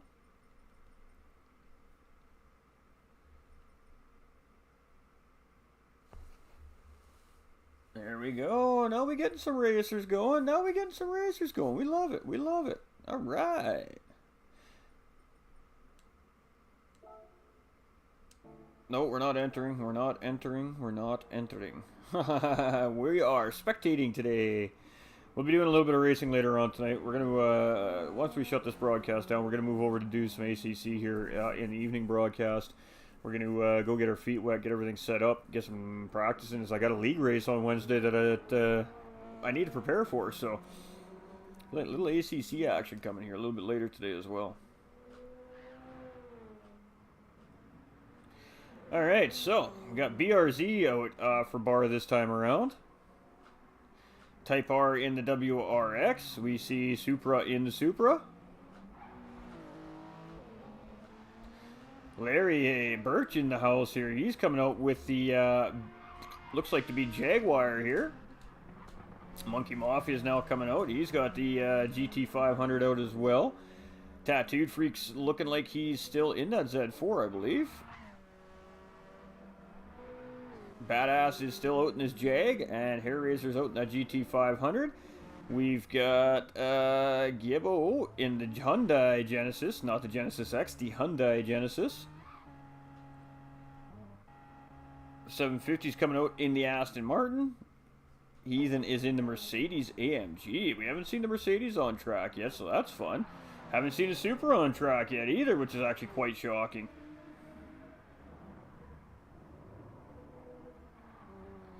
Doug in the GTR. All right.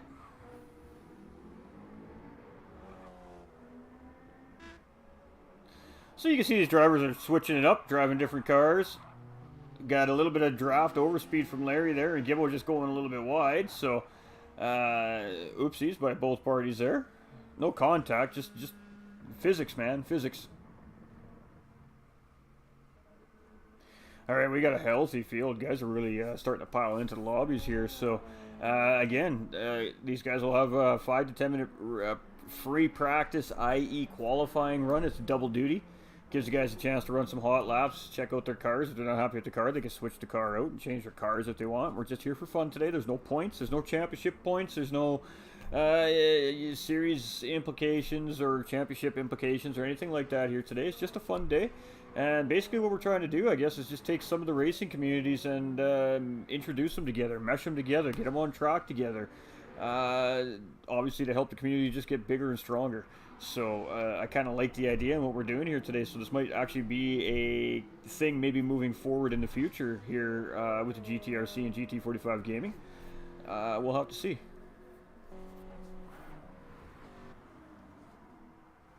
How you doing, Adam? think I asked already, but I don't remember, so we'll ask again. Coming in with that big fat heart, too. Much love. Appreciate everybody coming in. You guys are killing it today, man. 16 shares, 15 reactions, 43 comments very early on in the broadcast here. Absolutely appreciate it. We've been gone for a few days. I do apologize, ladies and gentlemen. We weren't feeling well, and just really busy at work. And the combination of the two things, we just weren't able to stream during the week this week. So we're back at it now, though.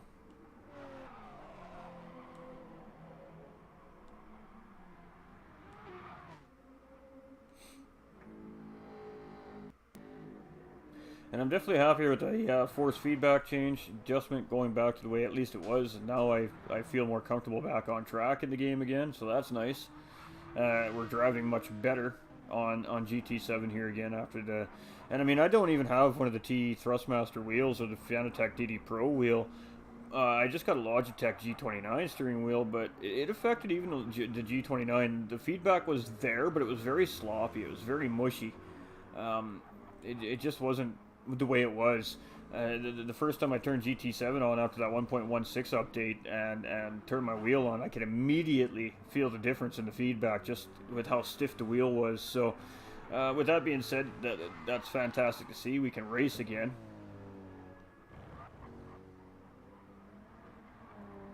I mean, really, it's just lobby stability. The lobbies have been pretty good so far today, in all honesty. I don't have too many complaints about how the lobby's been holding up so far today. We've been running these lobbies for a couple hours now and haven't had one crash. We haven't had one freeze up. We haven't had a driver disconnect yet. We have a little bit of glitching still going on, as you can see, but I don't think that's to any of the drivers' faults, personally. I think that's just the servers. It's just the way the game is right now.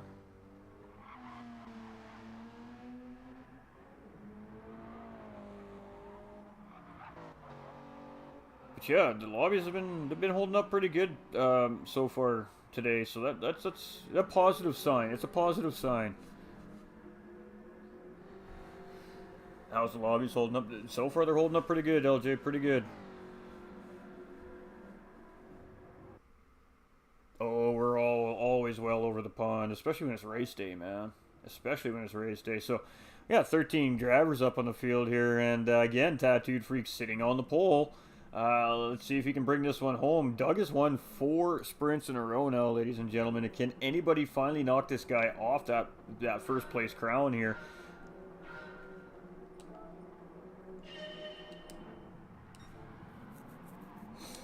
And nice clean start again by all the drivers. Nobody false started there. Again, timing looked good on the false start. We got 3 wide going into T1 as Barr dives in. Doug's going to come in with the cutback though on that GTR. Take second place away from Barr there.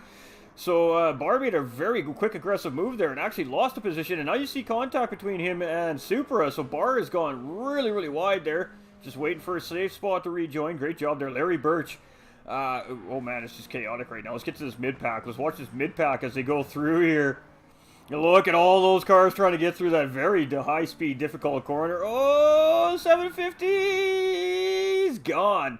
750 out, ladies and gentlemen. Unable to keep the car under control there and losing it and falling all the way to the back of the pack somehow. Not collecting all the other drivers that he went through there. So that was good news to see. So, a good job by 750. You know, the number one rule of racing is if you're going to make a mistake, try not to involve anybody else. Do everything in your power to keep that car from hitting another driver off a track or ruining another driver's race. And that's what we saw there. He did a fantastic job of really keeping that out of collecting half the field behind him there, really. So, Doug has gotten ahead of Tattooed Freak here. Tattooed is now on the prowl, though. And Super in third with Badass in fourth just behind. So Apex boys looking strong early on. Great racing. Look at all these battles. Look how close this is. Type R in 5th place here. He's kind of in no man's land right now when you look at the field. And then we got Larry Birch here who is under pressure. He has got cars all up in his business coming up behind him here as you see Gibble right there in 7th. Monkey Mafia, Hair Razor, Pappy. Let's go with Monkey Mafia here. Oh, we got Tattooed. Had a little bit of an incident there. Or was that Larry? I think that was Tattooed.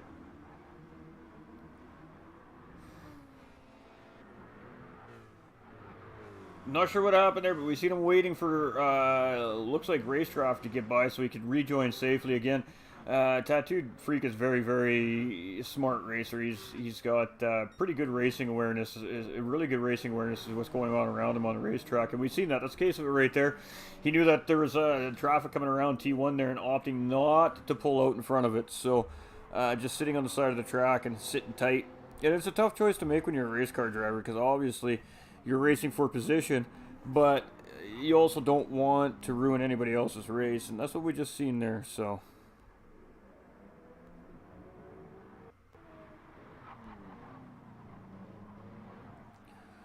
Oh, these spam messages are ruthless.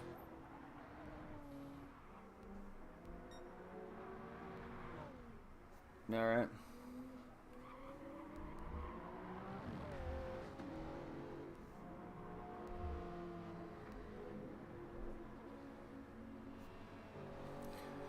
We still got a beautiful battle here with Tattooed Freak and Badass. Sorry, now in the lead with Supra in second. Doug's dropping all the way back to P3 here. Type R in P4. Monkey Mafia down into P5 here. We have Pappy up into P6. And just a gaggle of cars coming up into T1 from 7th to the back of the pack here. As you see, Larry and Tattooed now coming up. I think a little bit of a tap there. Larry's just coming in nice and safe and sound. Good racing awareness there again by Larry as well. And you can see these drivers are just absolutely pushing here. Little bits and pieces of contact being made here and there under braking, but other than that, nice clean racing. And that's going to happen, ladies and gentlemen. When you got 12, 13, 15, 16 cars on the racetrack, there's going to be a little bit of contact from time to time. So it just all comes down to how each driver handles it. But Badass starting to drive away from the field a little bit here in that Jag.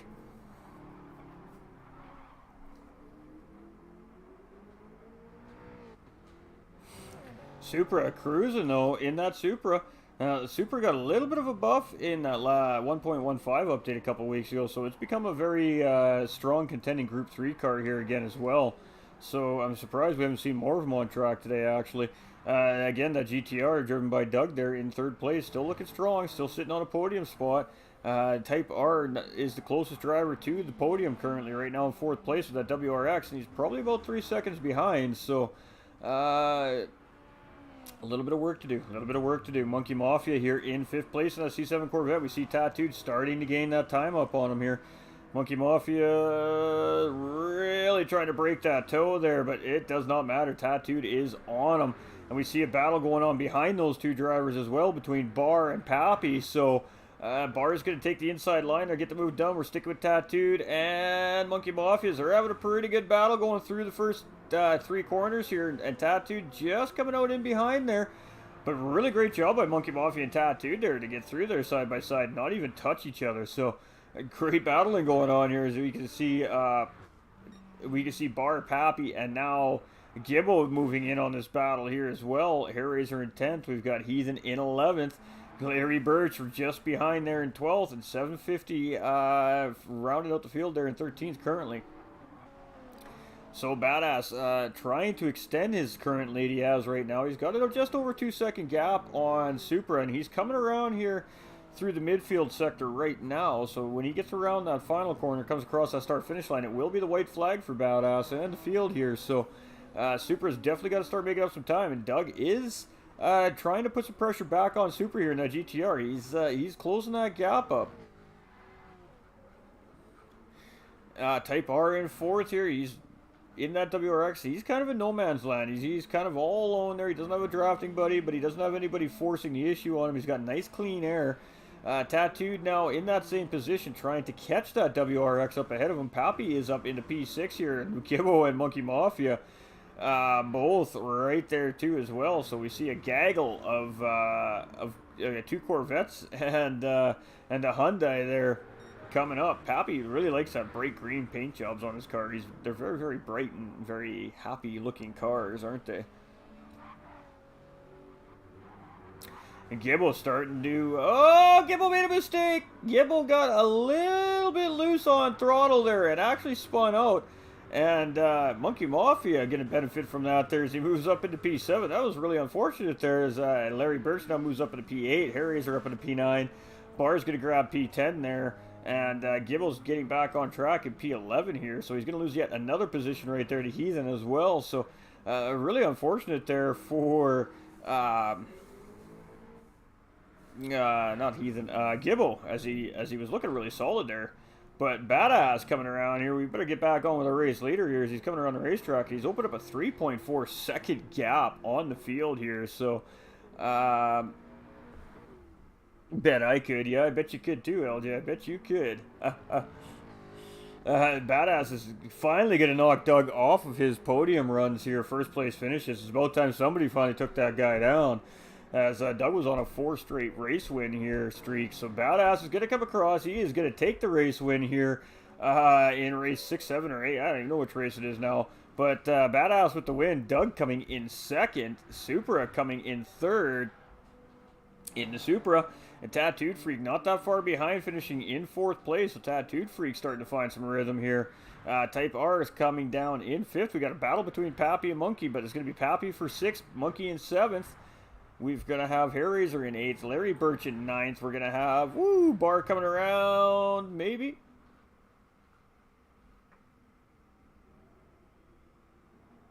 He got his car, like, locked into the wall. Crazy. He almost lost P10 there showing off. Gibbo coming around to P11. Heathen right there behind in P12. And looks like we lost one driver there. I'm not sure if he just retired or if he disconnected there, but... Oh, that's some good race. I think we're going to save that replay. There was some interesting stuff in that replay.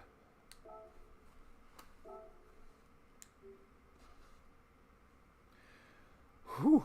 These guys are making me work today, man. These sprint races are no joke to commentate, man. You do not even have a second to think, or you're missing something. They're crazy. They're crazy. They're crazy little races to commentate for. We've been wanting to do this for a while, though. We've been wanting to do just a little fun day like this where we just commentate you guys racing and let you guys be the stars for a change, you know? You're the driving force behind the pages, behind our communities, behind our leagues. And what better way to say to thank you than give you some camera time, man.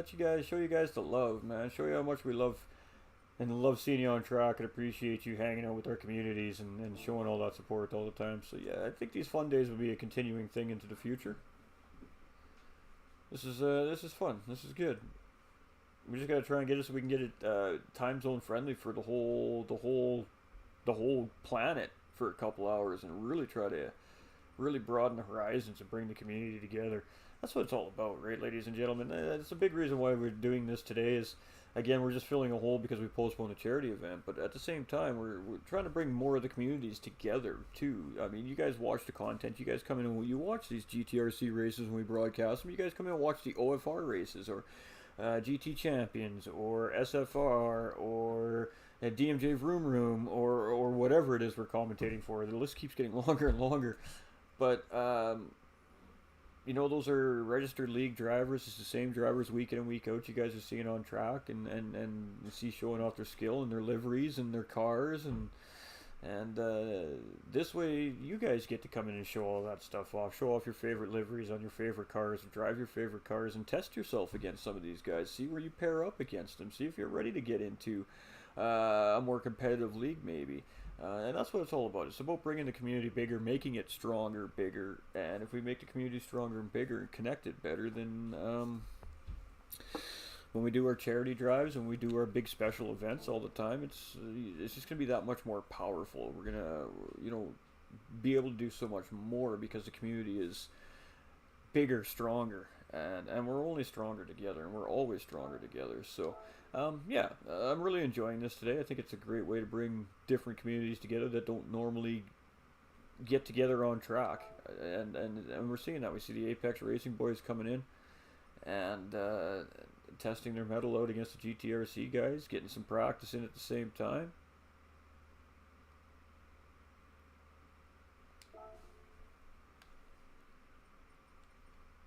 You see it's definitely hopping right now, man. There's lots of lobbies up.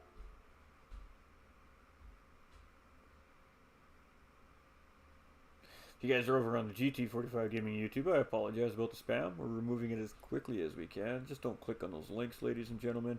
And unfortunately, I can't even stop the comments from coming as some kind of program that these guys get into the system, and it overrides the filters. So just don't click on the links, ladies and gentlemen. And if you actually can do me a favor and just report those as sexually explicit content, eventually they will get stopped. So we do appreciate everybody's assistance in that. Ooh, Monza. This is going to be fun.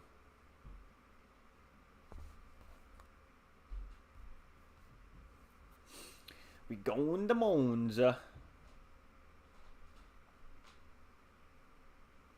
And let's see what classic car we're driving now. It could be something different.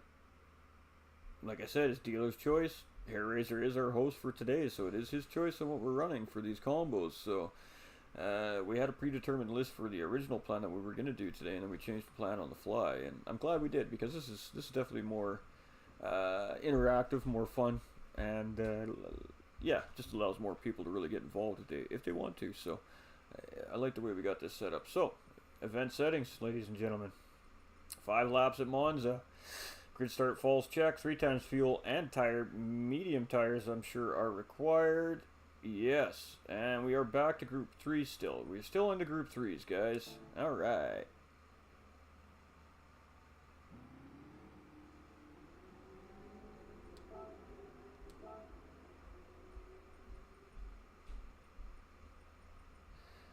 Let's shove that car out. There we go. There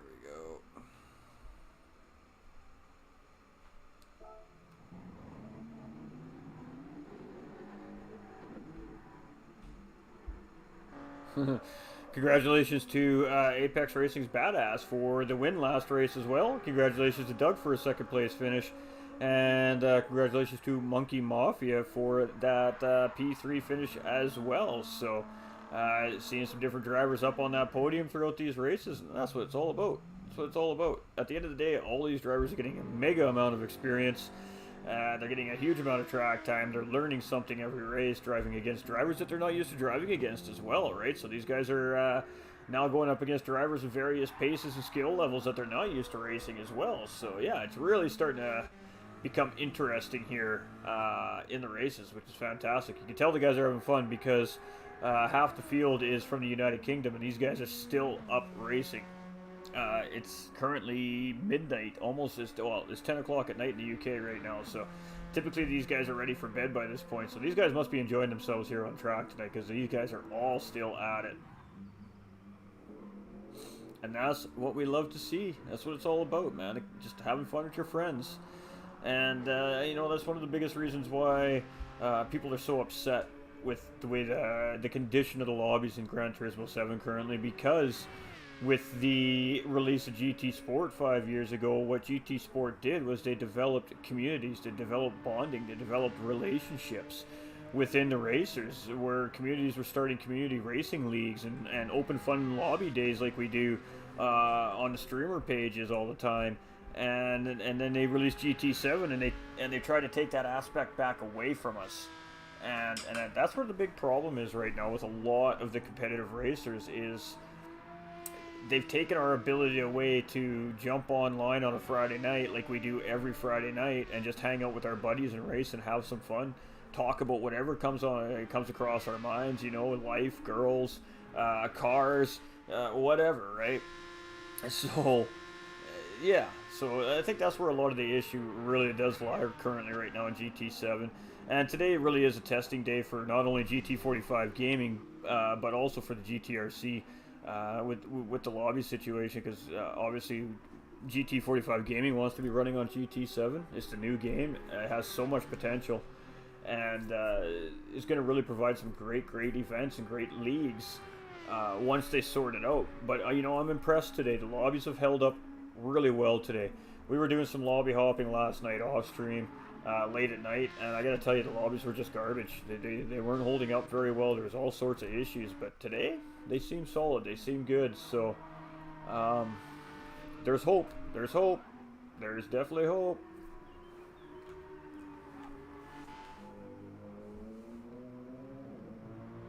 I love the way those AMGs sound.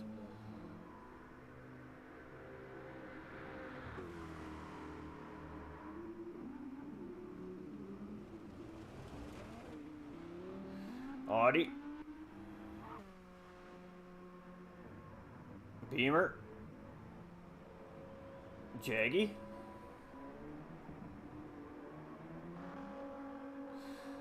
Bar's really going to work on that Ford GT race car. I mean, it should be a suitable track for it, but I mean, I was running this on Monza actually not just a few days ago, and the thing just doesn't turn very good in that first chicane.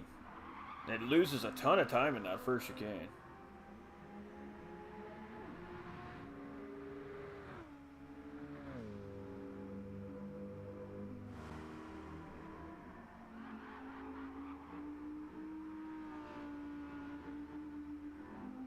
Woo! Sausage! He was lucky not to lose the car right there. We got a pit lane infraction.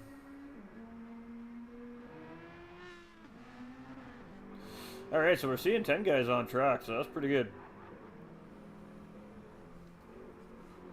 The GT7 needs to sort the lobby so you can keep a lobby open over multiple races. Yeah, we've been doing it. We had 4 races back to back to back to back on Brands Hatch at the beginning of the broadcast. We did 4 in a row. We just finished up 2 on Interlagos, and this will be our first race on Monza. So there are a few things as, say, an event organizer or a lobby host that you can do to try and help lobby stabilization. So what we're doing now, in a sense, is the best way to do it. Keeping guys from jumping in and out of the lobby during practice and qualifying does make a difference. The more guys you have jumping in and out of the lobby during the practice run before the race starts can definitely break down the stability of the lobby. And you see that when you're on track practicing and somebody comes into the lobby, you get a lag spike, and they're quite horrible. But there's a few things you can get your drivers to do. A, you clear your temporary game cache before you enter the lobby. That does supposed to help with the glitching, with the cars glitching on screen. That's what that helps essentially. And of course, we don't let the drivers go out on track until qualifying officially starts as well. We don't let the drivers practice at all during official league races on GT7. They have to just check in, sit in the pits, and wait for us to tell them to go out. Once qualifying starts, and we let the drivers go out on track, run whatever that mandated time frame for the qualifying is, and then we start the race and go from there. Obviously, the grid starts were messed up with the false start check. We've been testing that all day long. Every single false start grid start has been, what I can tell, flawless. The timing is fixed. Everybody's seeing the same thing there, so that's a plus. Another thing you can do for lobby stability too, again, is even if somebody has to leave during a race for any reason, don't allow them to actually leave the race. The best thing you can do is just put the car in the pits, not change any tires or anything, don't hit any buttons, pull your car into the pits, put your controller down or get out of your rig, and just walk away and leave the car sit on the jack stands in pit lane until the end of the race. Once the race ends, then feel free to jump out and exit the lobby. These are a couple of things that you can do to help ensure lobby stability. But I mean, at the end of the day, there's a few issues with the PS4 and the PS5 cross-gen crossover. When you have the 2 generation consoles in the same lobby together, that does create a little bit of lobby instability.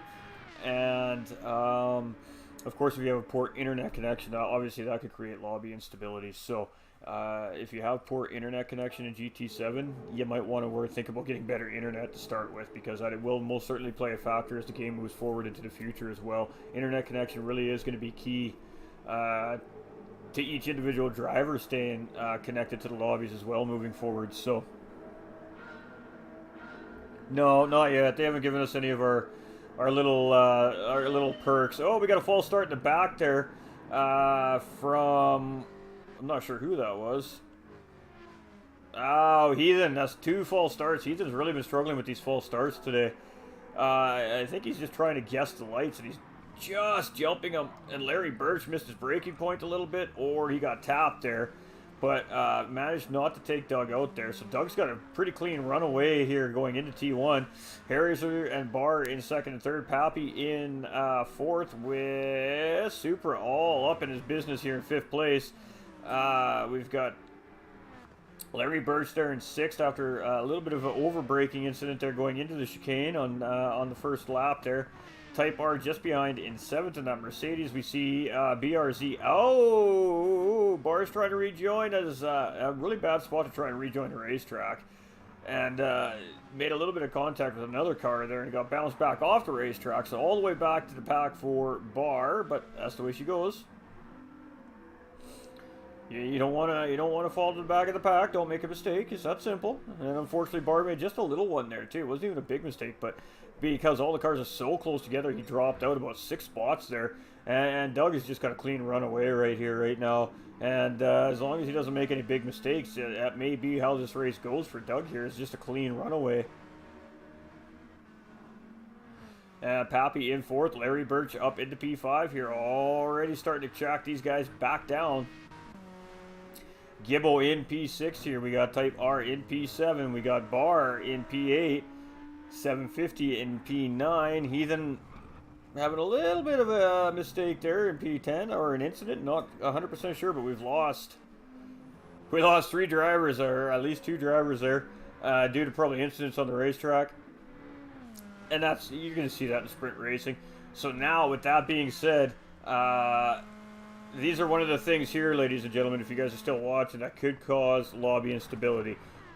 Instead of parking the cars into the pits and just putting them on the jack stands, these guys just went out to the lobby. Now, with that being said, it's not guaranteed it's going to mess it up. It's just it adds to the possibility that it could create a little bit of instability in the lobby, and that may freeze the lobby up after the race. We'll have to see. But as long as you guys stay in the lobby, there's still a chance that everything's going to work correctly. It's when guys outright leave the lobby in the middle of a race that it really starts to create complications here on GT7.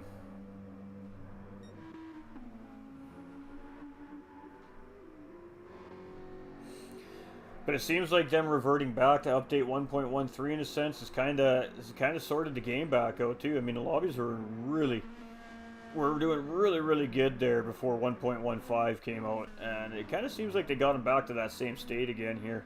As the updates kind of settled in now, it seems like the lobbies are starting to gain a little bit more stability. So we're happy to see it. We're really happy to see it.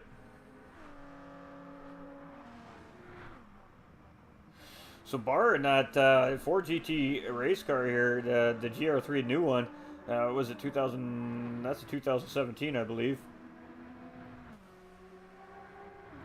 Tough car to drive, so a little bit of a ballsy move by Bar there to pull that one out for Monza. Again, good in a straight line, really good for the big straightaways here at Monza, but these tight, hard braking, cornering sectors are not so good for that GTR. Ford GT, sorry. We got Heathen is just cruising down here. We got 10th is 750. So again, now some of these guys do have like Badass and Tattooed Freak. They are involved in another series event here today. So these guys are probably going to get warmed up for that now, which is why we don't see either one of them in the field here anymore. But we just want to say good luck to Apex Racing's Badass and Tattooed Freak here tonight, the Porsche Cup, and go get those podiums, boys. Go get those podiums.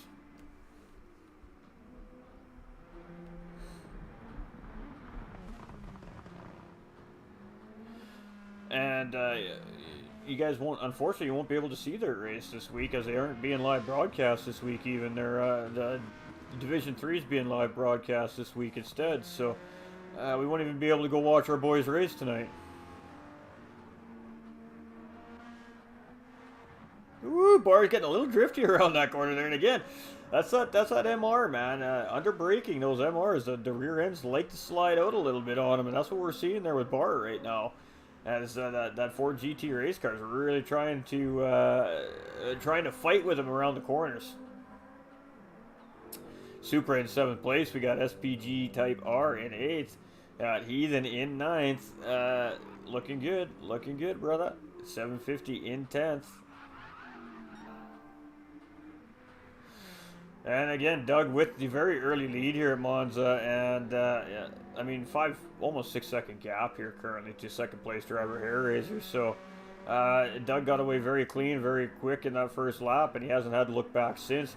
Larry has now moved his way back up into P3, however, though, after that little bit of an incident going into T1 on the first lap there, just missing his braking point a little bit, overshooting. and went down into 6th place. He's managed to find his way back into P3 here, so Larry is starting to fly nice and healthy here as well.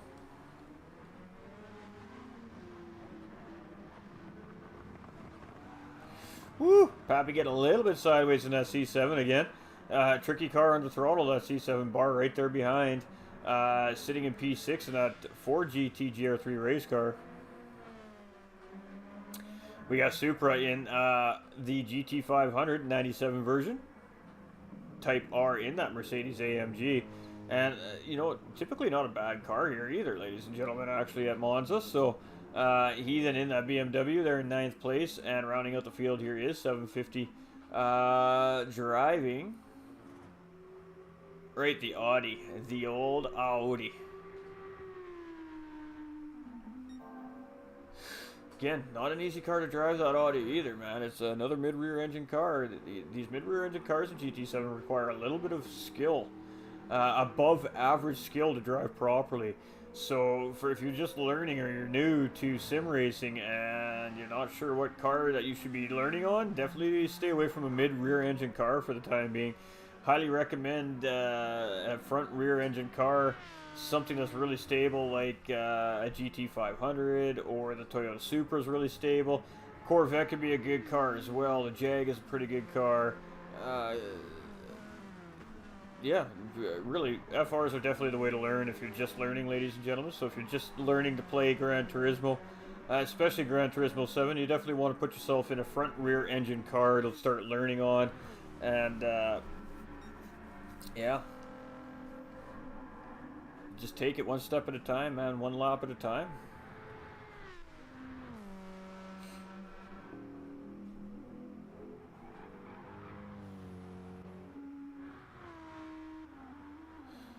We know Ghosties right now is happy with some of the changes in the game as far as the way it feels from me driving again. So I'm looking forward to being a little more competitive on the racetrack here again as well. And we got Larry still sitting in 2nd place here, but he is under pressure from Hairraiser and Gibbo now starting to pull up the field here too. We are on the final lap here, so Doug just with an absolutely sizable lead of 13 seconds on the rest of the field here, so we don't even need to watch Doug come across unless he completely messes up and spins out. This is definitely his race to lose at this point here. Larry Birch right now is trying to hold these guys off for P2, but Hairraiser and Gibbo are starting to battle a little bit here, so that is exactly what the doctor ordered for Larry Birch here, to open up a little bit of a cushion on these two drivers to secure that P2 position down. So we just got Doug coming around that final corner here right now, so we're going to be with Doug as he comes across that start-finish line, and yet another sprint race dubby for Mr. Doug Burrow. This guy is absolutely putting on a clinic here in these sprint races today, and showing why he's always finishing on the podium in the GTRC. Larry Birch here coming around now, final corner. He's going to be finishing up in 2nd place here with a great comeback drive here from Larry Birch after a very early mistake. Gibbo coming across in 3rd place, and Barr coming across in 4th place. Hairraiser going to be coming across in 5th, so Hairraiser making a mistake, if I had to guess, somewhere around Ascari. We have Supra coming in 6th place. We've got Type R now coming around in that Mercedes. Looks like he's going to finish in 7th, as I don't think that BMW behind is going to have a good enough run here to make a move. And he will not, so 7th for Type R, 8th for Heathen. Pappy's going to be coming around in 9th here in that C7. And then we'll have 750 rounding out our field in that Audi. I believe that's a 2019 limited edition Evo. Audi that he's in there, so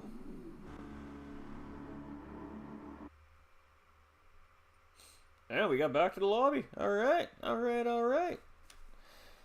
So again, just you just got to do the right things with the GT7 lobbies to really give them the best chance at getting what you want out of them, I guess, is the best way that I can explain that.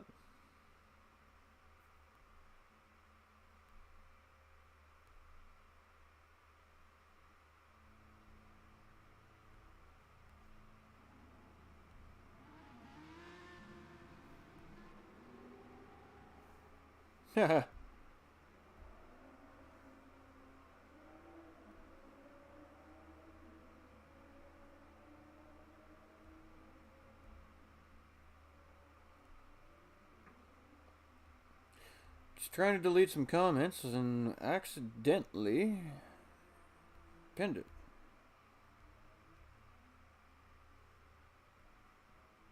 Way to go, me.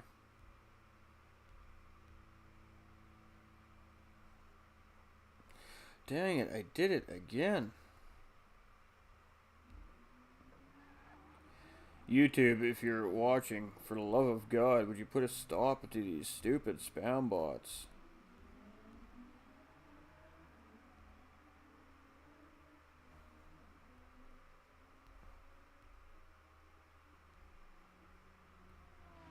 Please?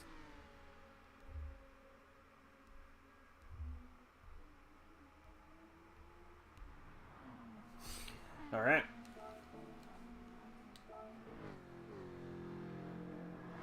Ooh, Porsche. I was waiting to see who was going to bust a Porsche out. It is about time we see a Porsche on track.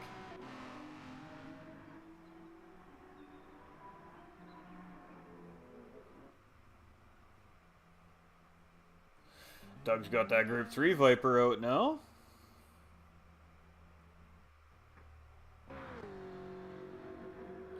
See some Jaggies out on track here as well too, so there's definitely guys testing out all sorts of different cars here currently. And I mean, that's what open lobbies is all about, really. Testing your cars, to finding maybe more pace, testing yourself against another driver maybe, whatever the case may be. We're not, no, we can't change any settings in the lobbies yet still, ladies and gentlemen, if you are curious about that. The only thing that they really addressed, or claim they addressed, as far as lobby fixes goes in GT7, that last update, is they're supposed to have fixed the black screen of death issue, which verified isn't 100% fixed yet.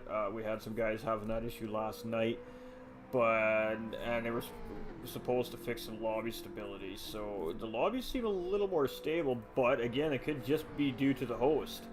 So another thing that people that are considering maybe running a league or an event on GT7, something else for you guys to consider is who your host is.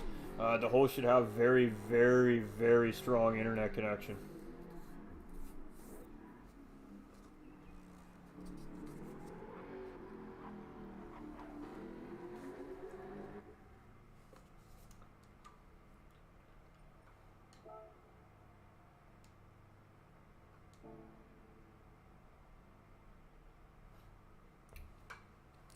Seeing if I'm missing anything. We're basically broadcasting till these guys kind of want to call it, so. And then we'll shut this broadcast down for a little bit. We'll take us a little mini break, and then we'll come back with some ACC later tonight. So.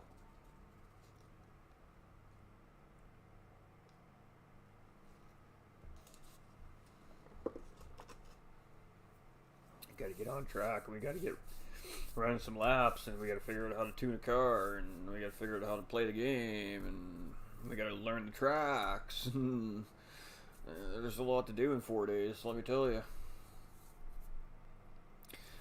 So Tuesday night we might run a mock DMJ race if some of the drivers are interested, just to get them in and get them a feel for it. We'll maybe do some practice races for DMJ Vroom Room on Tuesday. We've got ACC races for SFR on Wednesday that we're competing in. We have CC Sim on Thursday that we're competing in. I think we can make it this week, actually, so we'll go talk to them guys Monday or Tuesday once I know more. And then Friday's kind of an open night. We'll probably do an open lobby night. And then, I don't know, Saturday we have comms, Sunday we have comms. So everything's kind of going back to normal. However, I do need to move soon. So, again, things will get tossed upside down for a tiny little bit. Hopefully not too long, though.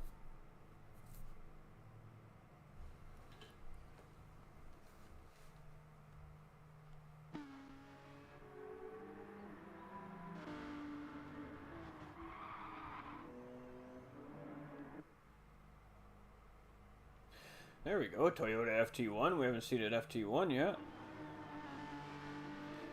Let's leave you on board with... Nice save, by the way. Gibbo for a second, ladies and gentlemen. Your boy has to step away from the mic for a second, so just bear with. I just be right back.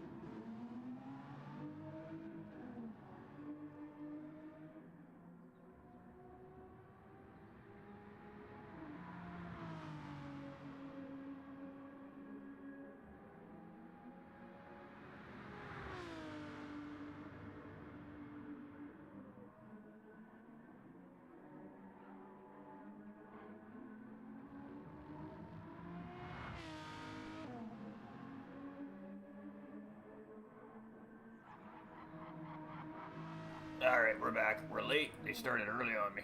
Adam Fields coming in with the big heart as well. Much love, brother. Alright, so 750 is in 8th. I'm not sure what happened. I'm assuming a bit of a spin. Alright, so we do have Doug in the lead. We see the lobby starting to fizzle a little bit here. Heathen's doing really well here in second place currently with that BMW Type R in that FT1 just behind in third, and Gibbo just behind him in that Hyundai Genesis sitting in fourth place. So good little battle developing there. We got Hairraiser and Bar very close together. You see Bar getting a little bit wide there, but managing not to lose it on the green stuff. Oh, the green stuff. And Pappy coming around here too, so we missed the first 2 laps. It started this really early. Woo, and 750 getting really wide coming around the corner there. It's okay if you get into that green stuff. You can still kind of keep the car under control, but once you get past that green artificial grass or whatever artificial curbing, whatever you want to call it, and you get into that asphalt behind it, it is marbly over there, and it's like instant spin almost. You feel the rear end of your car slip around really quickly if you get that deep. Heathen getting really wide coming into that second chicane there too, as you see Doug's coming around Lesmo 1 coming into Lesmo 2 here.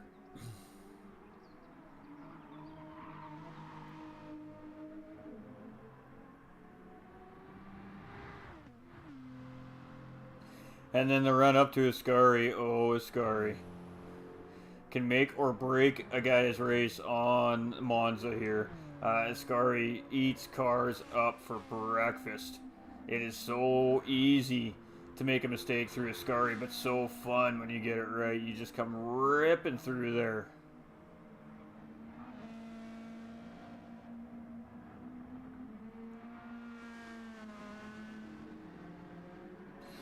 Alright, Bar in that Jaguar. A little unfamiliar with the Jaguar. It doesn't have a livery on it, so he probably doesn't drive it that much. So, but it's nice to see the drivers trying the different cars out, too. It's a really good idea to do that, because then you kind of get a feel for what cars you may or may not like as well, moving forward into your... Holy spam. Oh, my goodness.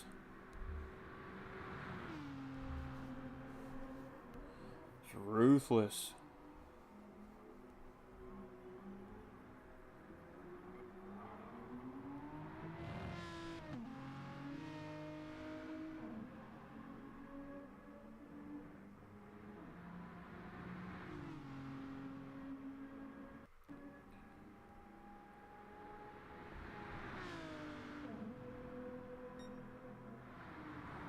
Oh, it's so annoying.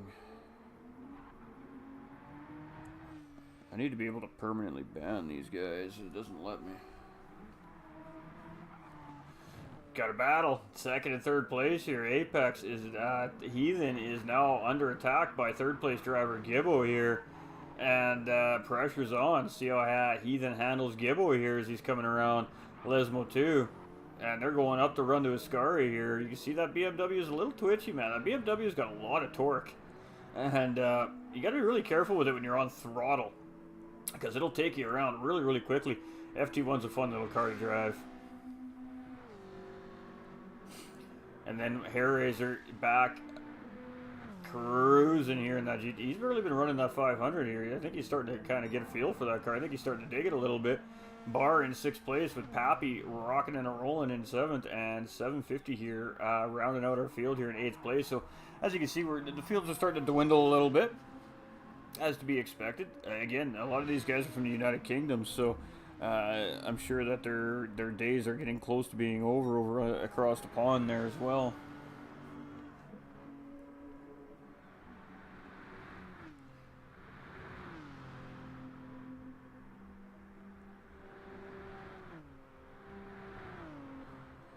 And a little bit of precursor to what you guys and gals can honestly expect to see in the Bright Futures charity event when we do reschedule it. So what we do have going on for that event, ladies and gentlemen, is we have 3 leagues involved. We have the GTRC community, which is the guys you're seeing on track here right now. This is a large portion of their racing league on track currently right now, actually, that you're seeing. And then it's going to be another league, as I believe it's called the AGTC, which we don't see any of the drivers on track today, but I think they had a league race happening this afternoon. And then we have the GT45 gaming community as league number 3, so our DMJ Vroom Room guys, and of course any community members to fill any holes that we're missing. And so what's going to happen is we're going to take the 3 leagues, we're going to take 4 drivers per race from each league, we're going to put them on track against each other. We're going to bring in a co-commentator, we're going to have a couple live track officials watching the race live as well, to assess any after-race penalties live. So we're really doing something different here for this upcoming event, for the Bright Futures charity event. Of course, the charity is going to be for SANS. And for those of you that aren't aware what SANS is a neonatal care facility for children, for babies. And much like Demelza, from an event that you just seen a little bit earlier on a few weeks ago with the McGill family, the Lizzie Faith Foundation, we did a 24-hour event for Demelza. Much of the same type of organization. They do much of the same things, and it's to honor one of Bar's personal friends, as his child is currently going through neonatal care at SANS. So that's what we do here in the communities. We support each other, we support our friends, we support our family, we support our community members, and that's what the event's about. So we got Doug finishing first, Gibbo second, and Heathen finishing in 3rd place. So Gibbo managing to get 2nd place from Heathen there. So congratulations to our podium finishers. Hare in 4th, Type R in 5th, Bar in 6th, and we got Pappy coming across right now in 7th. We got 1 driver dropped, or just left, not sure. GT45 Gaming finishing in 8th, so we do have a spectator glitch happening right now, actually, is what's happening. Which means 1 car went invisible right at the end of the race.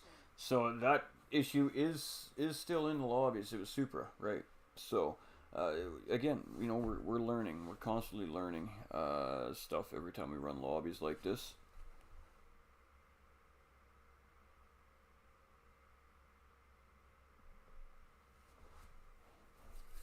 Trying to keep an eye on the chat windows here. These guys are, I don't know if they're going to run another one or what they're doing here. We're winging it. We're winging it. Again, it's starting to get late for the guys with the Union Jack in front of their name, obviously. And I'm assuming that is going to be the end. So I do apologize for missing the first 2 laps of the race, guys. That was all my bad.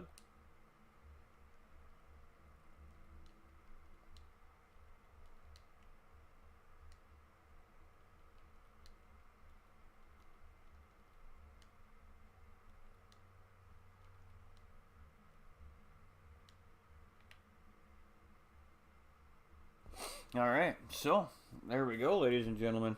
There do we have it. That's going to conclude our broadcast for the GTRC today. So today was just a fun day. It was, again, we're just filling a gap for a scheduled event that we had to postpone.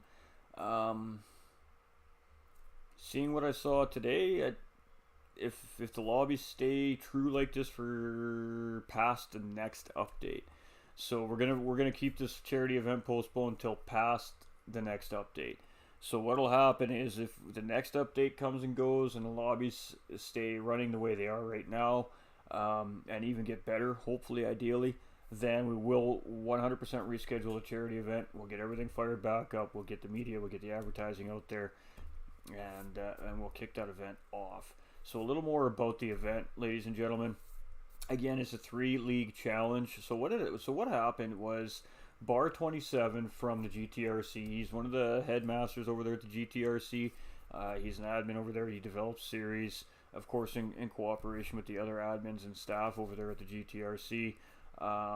Approached me one day asking if we wanted to do this little thing. He wanted to challenge the DMJ Vroom Room drivers, or the GT45 gaming drivers, which essentially the only league I currently run is DMJ Vroom Room.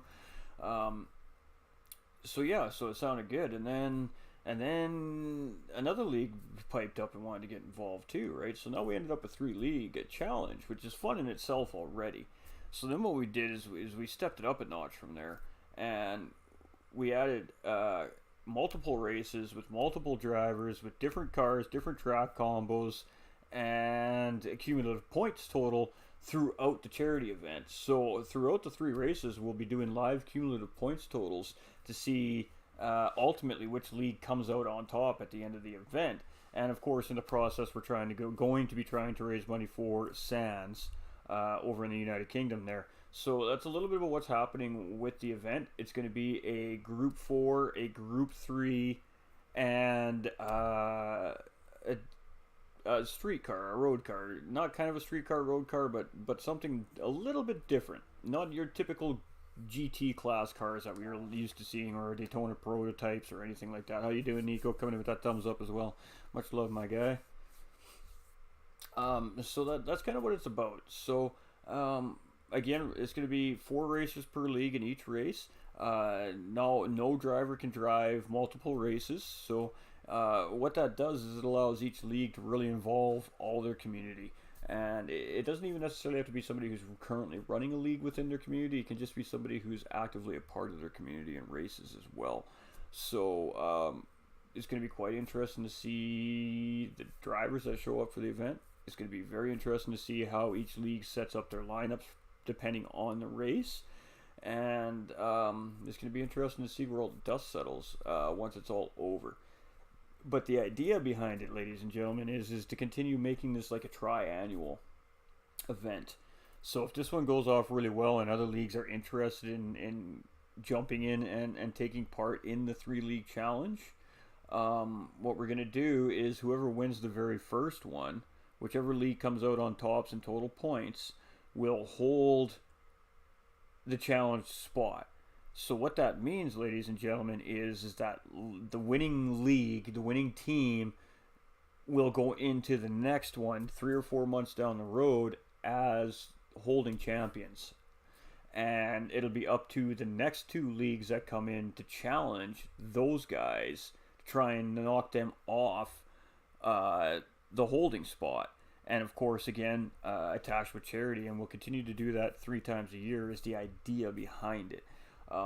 So this first run at it's going to be kind of the test. It's going to be to see how it goes, to see how well we do for the charity, obviously, and then hopefully gain a lot of interest through other leagues throughout the sim racing world, and we can really start to turn an idea into something groundbreaking,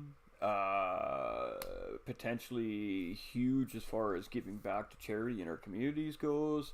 There's a lot of bigger picture things that could happen out of this event if it goes off right, and that's the biggest reason why we postponed it, again, because I don't want to run something with such importance on a game that's just not gonna give us 110% back. Already with the event, there's been hundreds of hours of testing and planning that's gone into the event, so I'm not willing to throw the success of the event away due to poor gaming conditions, and that's why we postponed the event. We learned a little bit about the lobbies today. The biggest reason for the fun day today was mainly to test the lobbies out, and when I compare the lobby situation today compared to how it has been in the past 15 days, it is better. It's not significantly better, but it's better. So again, there's hope that the game is slowly giving us our lobbies in the right direction so we can continue doing what we do, continue putting on our community leagues, continue doing our open night lobby races as content creators, just hanging out with our communities and the public guys and just racing, enjoying daily races, proper daily races again, enjoying good, clean, proper competition again. So patience is but a virtue. We hear it all the time from people. I know it's super hard to be patient. I'm one of those guys that's losing my patience quickly with Gran Turismo 7. And I think the biggest reason for it is if it wasn't meant to be an online focused game, then they should have told the community, because I mean I spent a lot of money on this game on pre-order, and currently the campaign mode, the single player mode, is not worth the amount of money I paid for the game. Plain and simple. After 40 hours of drive, actual gameplay, the campaign mode's done. There's a few little tidbits here and there to do, a little refining, a little bit of perfecting, right? So, the biggest issue with GT7 right now is the online mode, and hopefully they hear our concerns, they hear the community's concerns. Hopefully they're actually taking notice to the feedback that's been given to them, because the feedback coming back from the community is what's going to make the game move forward and progress to the next step. So hopefully they quit hiding behind their corporate desk and open up and listen to their community and start working with the community to provide a better gaming experience. I'm trying to word this very carefully because I have nothing against Polyphony. I have nothing against the Gran Turismo franchise. I'm a die-hard fan, and even though right now this game could very arguably be considered a flop, I'll continue to play it no matter what. To what extent really comes down to Polyphony and Gran Turismo. If they want to properly address the situations at hand for guys like the GTRC and myself and other leagues that we do work with and race in, to allow us to provide proper community events for our communities and our friends, I don't know where the future holds for Gran Turismo. So hopefully they start leaning in the proper direction, start working on the proper things. Right now we don't need new cars, we don't need currency systems, we don't need more races to do on the campaign mode. What we need right now is lobby stability and lobby functionality. That's what we want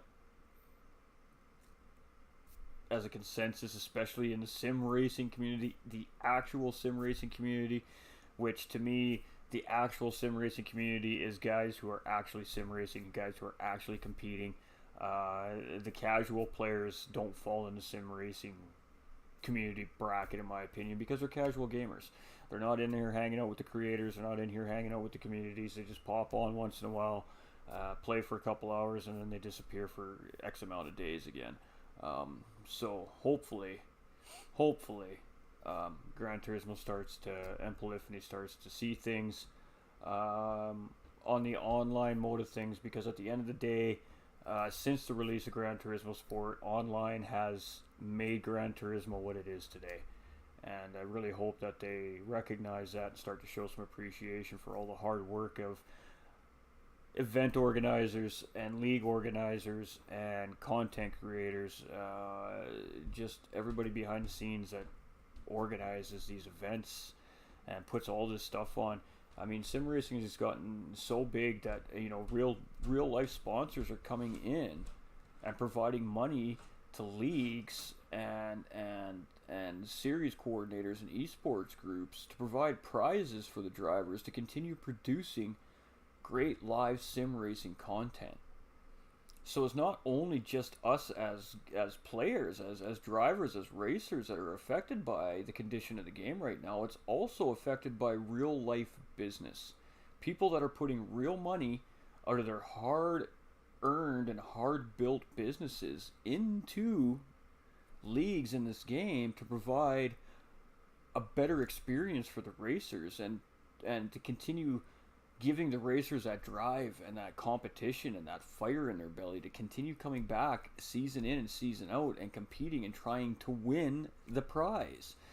So it's just not the players, it's also real life businessmen that are being affected by this, and we're talking big sponsors. There are several big time sponsors involved with league racing all across the sim racing events, and Gran Turismo is no exception. The DMJ Vroom Room League that's ran through GT45 Gaming that comes over from the UK. I mean, we've been so privileged and honored to have the trust of DMJ Vroom Room to run a North American series over here, and the series just took off. But I mean, a good example of big time sponsors is DMJ Vroom Room, GT Omega Racing, and Fanatec, ladies and gentlemen. That's the real deal, man. Those are big, big names in sim racing. Those are real-time companies. Those are real-time sponsors. And you can, and I know for a fact that even they're sitting back in their chairs going, what is going on here? What's going on? Maybe, maybe what we need is sponsors like that to step up to the plate too, and maybe approach Gran Turismo and Polyphony with exactly these things as well. You know, um, but combined effort and a little bit of patience, guys. I do have faith that the game will get sorted out. The problem is at this point in the game right now. I mean, we're past 4 months released, and they just haven't properly addressed the state of the game, and it's really unfortunate, and it's actually heartbreaking for me. I have been playing Gran Turismo since Gran Turismo's been a thing, since PlayStation 1, man. And it's one of the games that I truly, truly do love and will always love. We all have our memories throughout our Gran Turismo careers of our favorite game or our favorite car track combo. Some of our favorite moments on some of the older games, and then we get this epic release of a brand new version of Gran Turismo after like 6 years, 7 years of waiting. And we're all sitting here very disappointed right now. And hopefully it changes quick, because the longer that they continue to ignore the online mode of the game, the more and more player base that they're going to continue to lose. I'm already seeing it with my own community and myself personally. Guys moving over to Forza, guys moving to F1, guys moving over to ACC, guys even starting to think about getting into iRacing. And that's not good for Gran Turismo. And I mean, myself personally, I'm even going to start to race over in ACC as well now, because of the lack of leagues to run in Gran Turismo. And that's because of the state of the game. So, that's the biggest reason why we just had a fun day today and we didn't do the charity event, is because of all those things that we just went through, ladies and gentlemen. And these are real concerns. These are real concerns not only by the racers and the drivers. These are real concerns by content creators, big and small. And it's also real concerns about sponsors, real life sponsors, real life people, real life business people handing out real life money. It's a big concern for them as well. And it's getting kind of to a tipping point here for Polyphony at this point. They need to make a decision on what's more important. They need to make a decision if the online racing needs to be the focus, or if the campaign mode needs to be the focus. If GT7 is designed to be a campaign-based game, then they need to let the community know that that's what the game was designed for, and that they are planning on releasing a new sport version, and allow us to make the decision whether or not we wanted to spend $150 for the pre-order. I don't spend that much money on video games ever, period, end of story. And I did for this one, and so far I've regretted the purchase. So hopefully we can get it sorted. With that being said, ladies and gentlemen, thank you for tuning in. Everybody hanging out over on the GTRC channel, appreciate all you lovely, lovely human beings. Everybody hanging out over here in the GT45 Gaming Facebook and YouTube channel, especially the YouTube channel. The spam has been insane today. I apologize, ladies and gentlemen. I'm going to go and mess with my filter some more and try to get this stuff stop. But yeah, again, it's a bot program that these hackers implement in the YouTube live streams, and it finds a way around the filters. So apologize to the YouTube viewers. Just don't click on the stupid links, and you won't get yourself into any kind of issues. Following those links created a numerous amount of issues, so just don't press them. And I mean, Facebook, well, you guys are always legends on Facebook. You come out, you turn out hugely. And we've been away for a few days due to health and real life, and you guys just come out and show out and continue to show support, and I really do appreciate that. It's reassuring as a creator to know that it's okay to take a couple days off to deal with life, and you guys are going to be there the moment we hit that live button again next. So I do appreciate it. I will obviously keep you guys a little more in tune with what's going on in real life too. It was just seriously a super crazy week this past week. And yeah, just lots of things happening. Yeah, it's a tough topic, Nico. It's such a tough topic, but it needs to be said. It needs to be public. It needs to be out there. Um, Bad mouthing Gran Turismo and Polyphony, all that does is really destroy any chance that I may ever really have of maybe becoming a partner years and years down the road with them. But it needs to be said. As creators, we got to stand up for our communities. Our communities are upset. Our communities have concerns, and they need a way to be a voice. And the creators are live on Facebook worldwide. So I think it's our responsibility to back up our community's feelings and concerns about the game, and do everything we can to try and address them, and do our part as creators to try to just push it out there, try to get everybody on board, try to get people to realize that there is a major problem with the game and we need it fixed. And unfortunately, ladies and gentlemen, it might have to come down to the sim racing community straight out boycotting the game to get them to get them to really take notice. So hopefully it doesn't need to come to that. But today was good testing. We're not going to see a lot of Gran Turismo 7 content on the page for a while yet. Obviously, when we have stuff that's required to be done on GT7, we'll be here and it'll be live. But again, I'm still not excited to be broadcasting GT7 content live across the internet, promoting something that's not very good at the moment. So there's going to be a lot of GT Sport content and ACC content in the future until this side of things really starts to sort itself out. Lobby stability was better today. I'm happy to see that. We'll continue testing lobbies throughout our regular programming too. We'll probably pick a night throughout the week just to do open lobby racing on GT7, and that is to do exactly that. Is just to keep testing the lobbies, testing the stability, just pushing them to their absolute limits and seeing what they can and can't do still. And it's all about learning and figuring out how to work around the issues within the game. And unfortunately, there's just so many of them. There's a lot to think about, but they reverted the update a little bit. Things seem to be working a little bit better now. So if you are involved in GT7 series currently right now, don't fret. Just do the things that we were talking about earlier. Make sure you clear your temporary game data before you enter the lobby. Do it before you go into the lobby, guys. And what that does is that helps stop the glitching that you see on the cars on track. Again, ensure your internet connection is prim and proper. If you've been running your equipment for a long time, before you go to enter a league race, it's always a good idea to reset all your equipment before you go into that league race, and just turn off any unnecessary internet connections in the household while you're racing that league race to ensure the best possible internet connection. Internet connection plays a very big part in lobbies in GT7 right now. And of course, the generation of console you're playing the game on really does make a big difference as well. PS5s run a lot better on the game than PS4s. The game, again, ladies and gentlemen, was never designed to be on PlayStation 4 in the first place.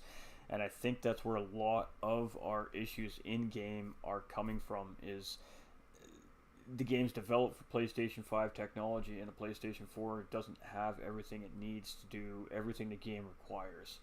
So there's some cross-gen complications as well. So all these things factored in, ladies and gentlemen. We just have to be patient. We got to use our heads when we're trying to league race, when we're trying to do events. We got to be smart about how we operate and run them. And as drivers competing in the events, we got to do our absolute best to respond to the way that the leagues want us to handle each and every week's race properly to ensure the best lobby stability. And if we can work together like that, I mean, you'll still get the races off, you'll have good races, but at the end of the day, it's still a 50-50 chance that lobby is going to, some shape or some form, have an issue, and that's just not good enough. That's not good enough for me. That's not good enough for me for the standard that my drivers that compete in my events and my series bring to the table for GT45 gaming, and the partners and the sponsors that they're driving under. For the amount of high class that they bring to the racetrack, I cannot personally bring anything lower class in their driving level in the class they bring to our series to them. It's just not fair to the drivers.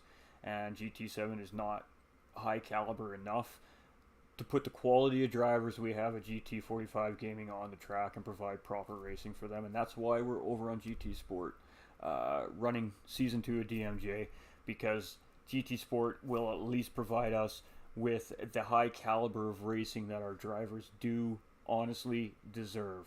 Because, you know, they come in week and week out and put on amazing shows, amazing races, and they compete so hard. And they do it with absolute utmost class and respect for the series and the sponsors and the page and themselves and the community. We can't bring anything less than that to the drivers. So there's some of the biggest reasonings why I've made a decision I've made. Obviously, I have partners and sponsors that input matters as well. And, you know, I was the last one to hold out of this deal for GT7, and I finally had to step away as well. So, but, you know, that's just why the decision is made the way it is right now, guys and gals that are driving here at GT45 Gaming, that are competing in our events, our series. That's why. You guys bring such a caliber to the track that we can't bring anything less to you guys, because it ain't fair. It's just not fair. So, you know, that's where we stand. And once the game is in a proper state and we can provide the caliber of lobbies you deserve, we'll be back on GT7 and we'll be racing full tilt and full bore. So it's just, you know, we got to be patient, we got to wait. And it's the same thing at GTRC. These guys, they made the decision to bounce from GT Sport to GT7 and run it and just go with it and work around the problems. And they've had good races. They've had really good races so far this season. So next Saturday is our Group 4 Sylvia Round 2. And that'll be at 8 o'clock UK time, 3 o'clock Eastern time next Saturday for the GTRC. So the next time we see the GTRC guys live on track will be next Saturday. Tomorrow night we have OFR NA Round 2. So that'll be live broadcast here at GT45 Gaming as well. And then we're going to do our best just to get back to regular programming. Probably not going to be a stream on Monday because we're still working out of town. If we get done early enough and I get home early enough, we'll fire a stream up. If not, it'll be an off-stream night. Just due to what time I may get home at. So, but from Tuesday on, things should start to go back to normal here at GT45. And the page and the stream schedule should go back to normal. So, with that being said, again, everybody coming out and hanging out, whether it was GTRC platform or the GT45 gaming platforms today, we love you guys.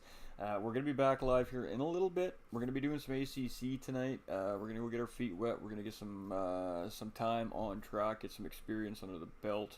Hopefully jump in with some of the team guys, get a little bit of tutorial work done with the team, and see what we can do. We're going to go and we're going to compete in a 7-round series on ACC. It starts this Wednesday coming. And it's a team event, to the best of my understanding, unless something's changed recently.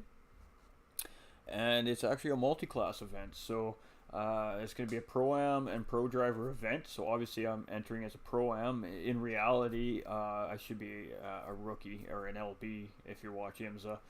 Because it'll literally be my first competitive race ever on ACC.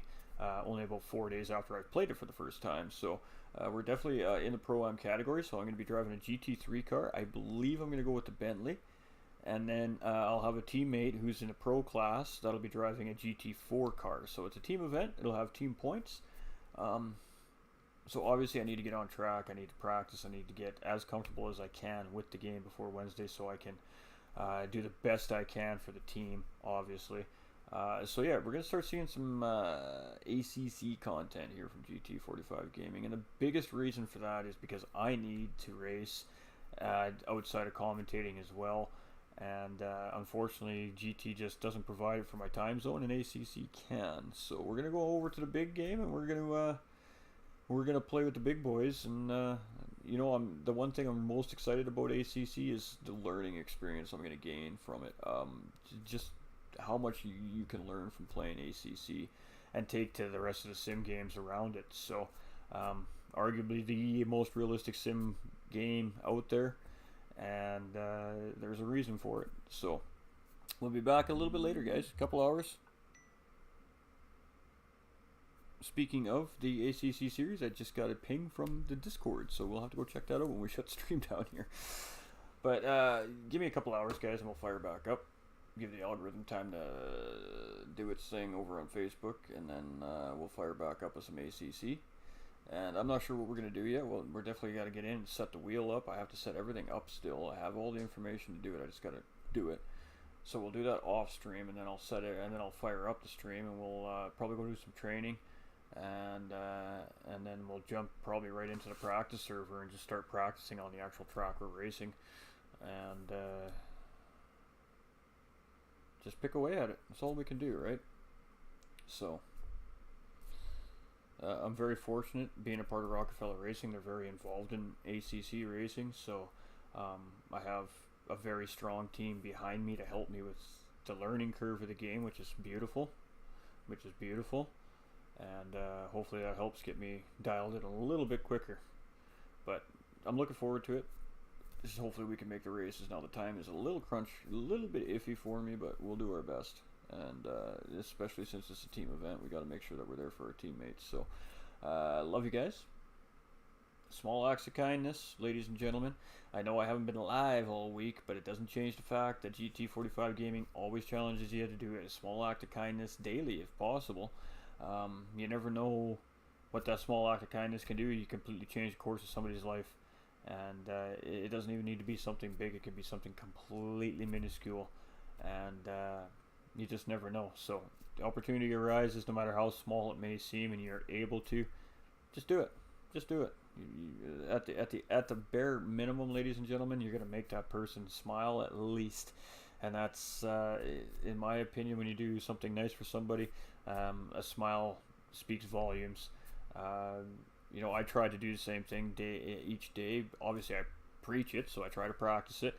And the most recent thing was just a couple days ago, I was at a crosswalk. It's a crosswalk that has flashing lights in the whole 9 yards, but where I live, people don't care. They don't stop, man. If they think they can gain that extra 5 seconds by blowing through that crosswalk, they'll do it. And they don't even care if you're crossing. So it's very dangerous.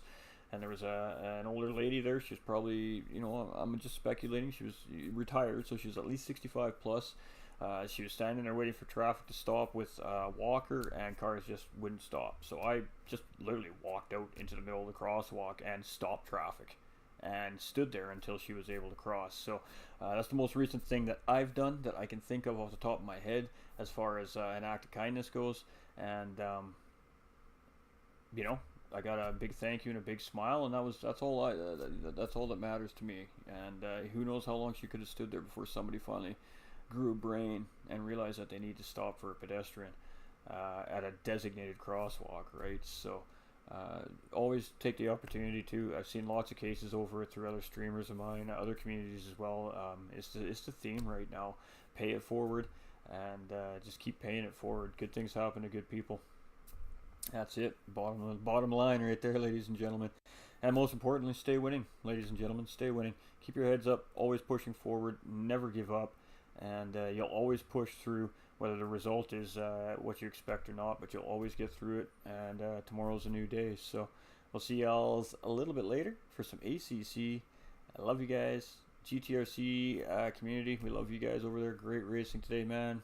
And to the guys that came in from the GT45 community, jump on track with the guys, thank you so much. Apex Racing, huge shout out to Apex Racing guys, brought in quite a few of the members to jump on track and race with the boys today. So I appreciate you guys, we love you guys, and we'll see you soon. Peace and love, baby. Peace and love.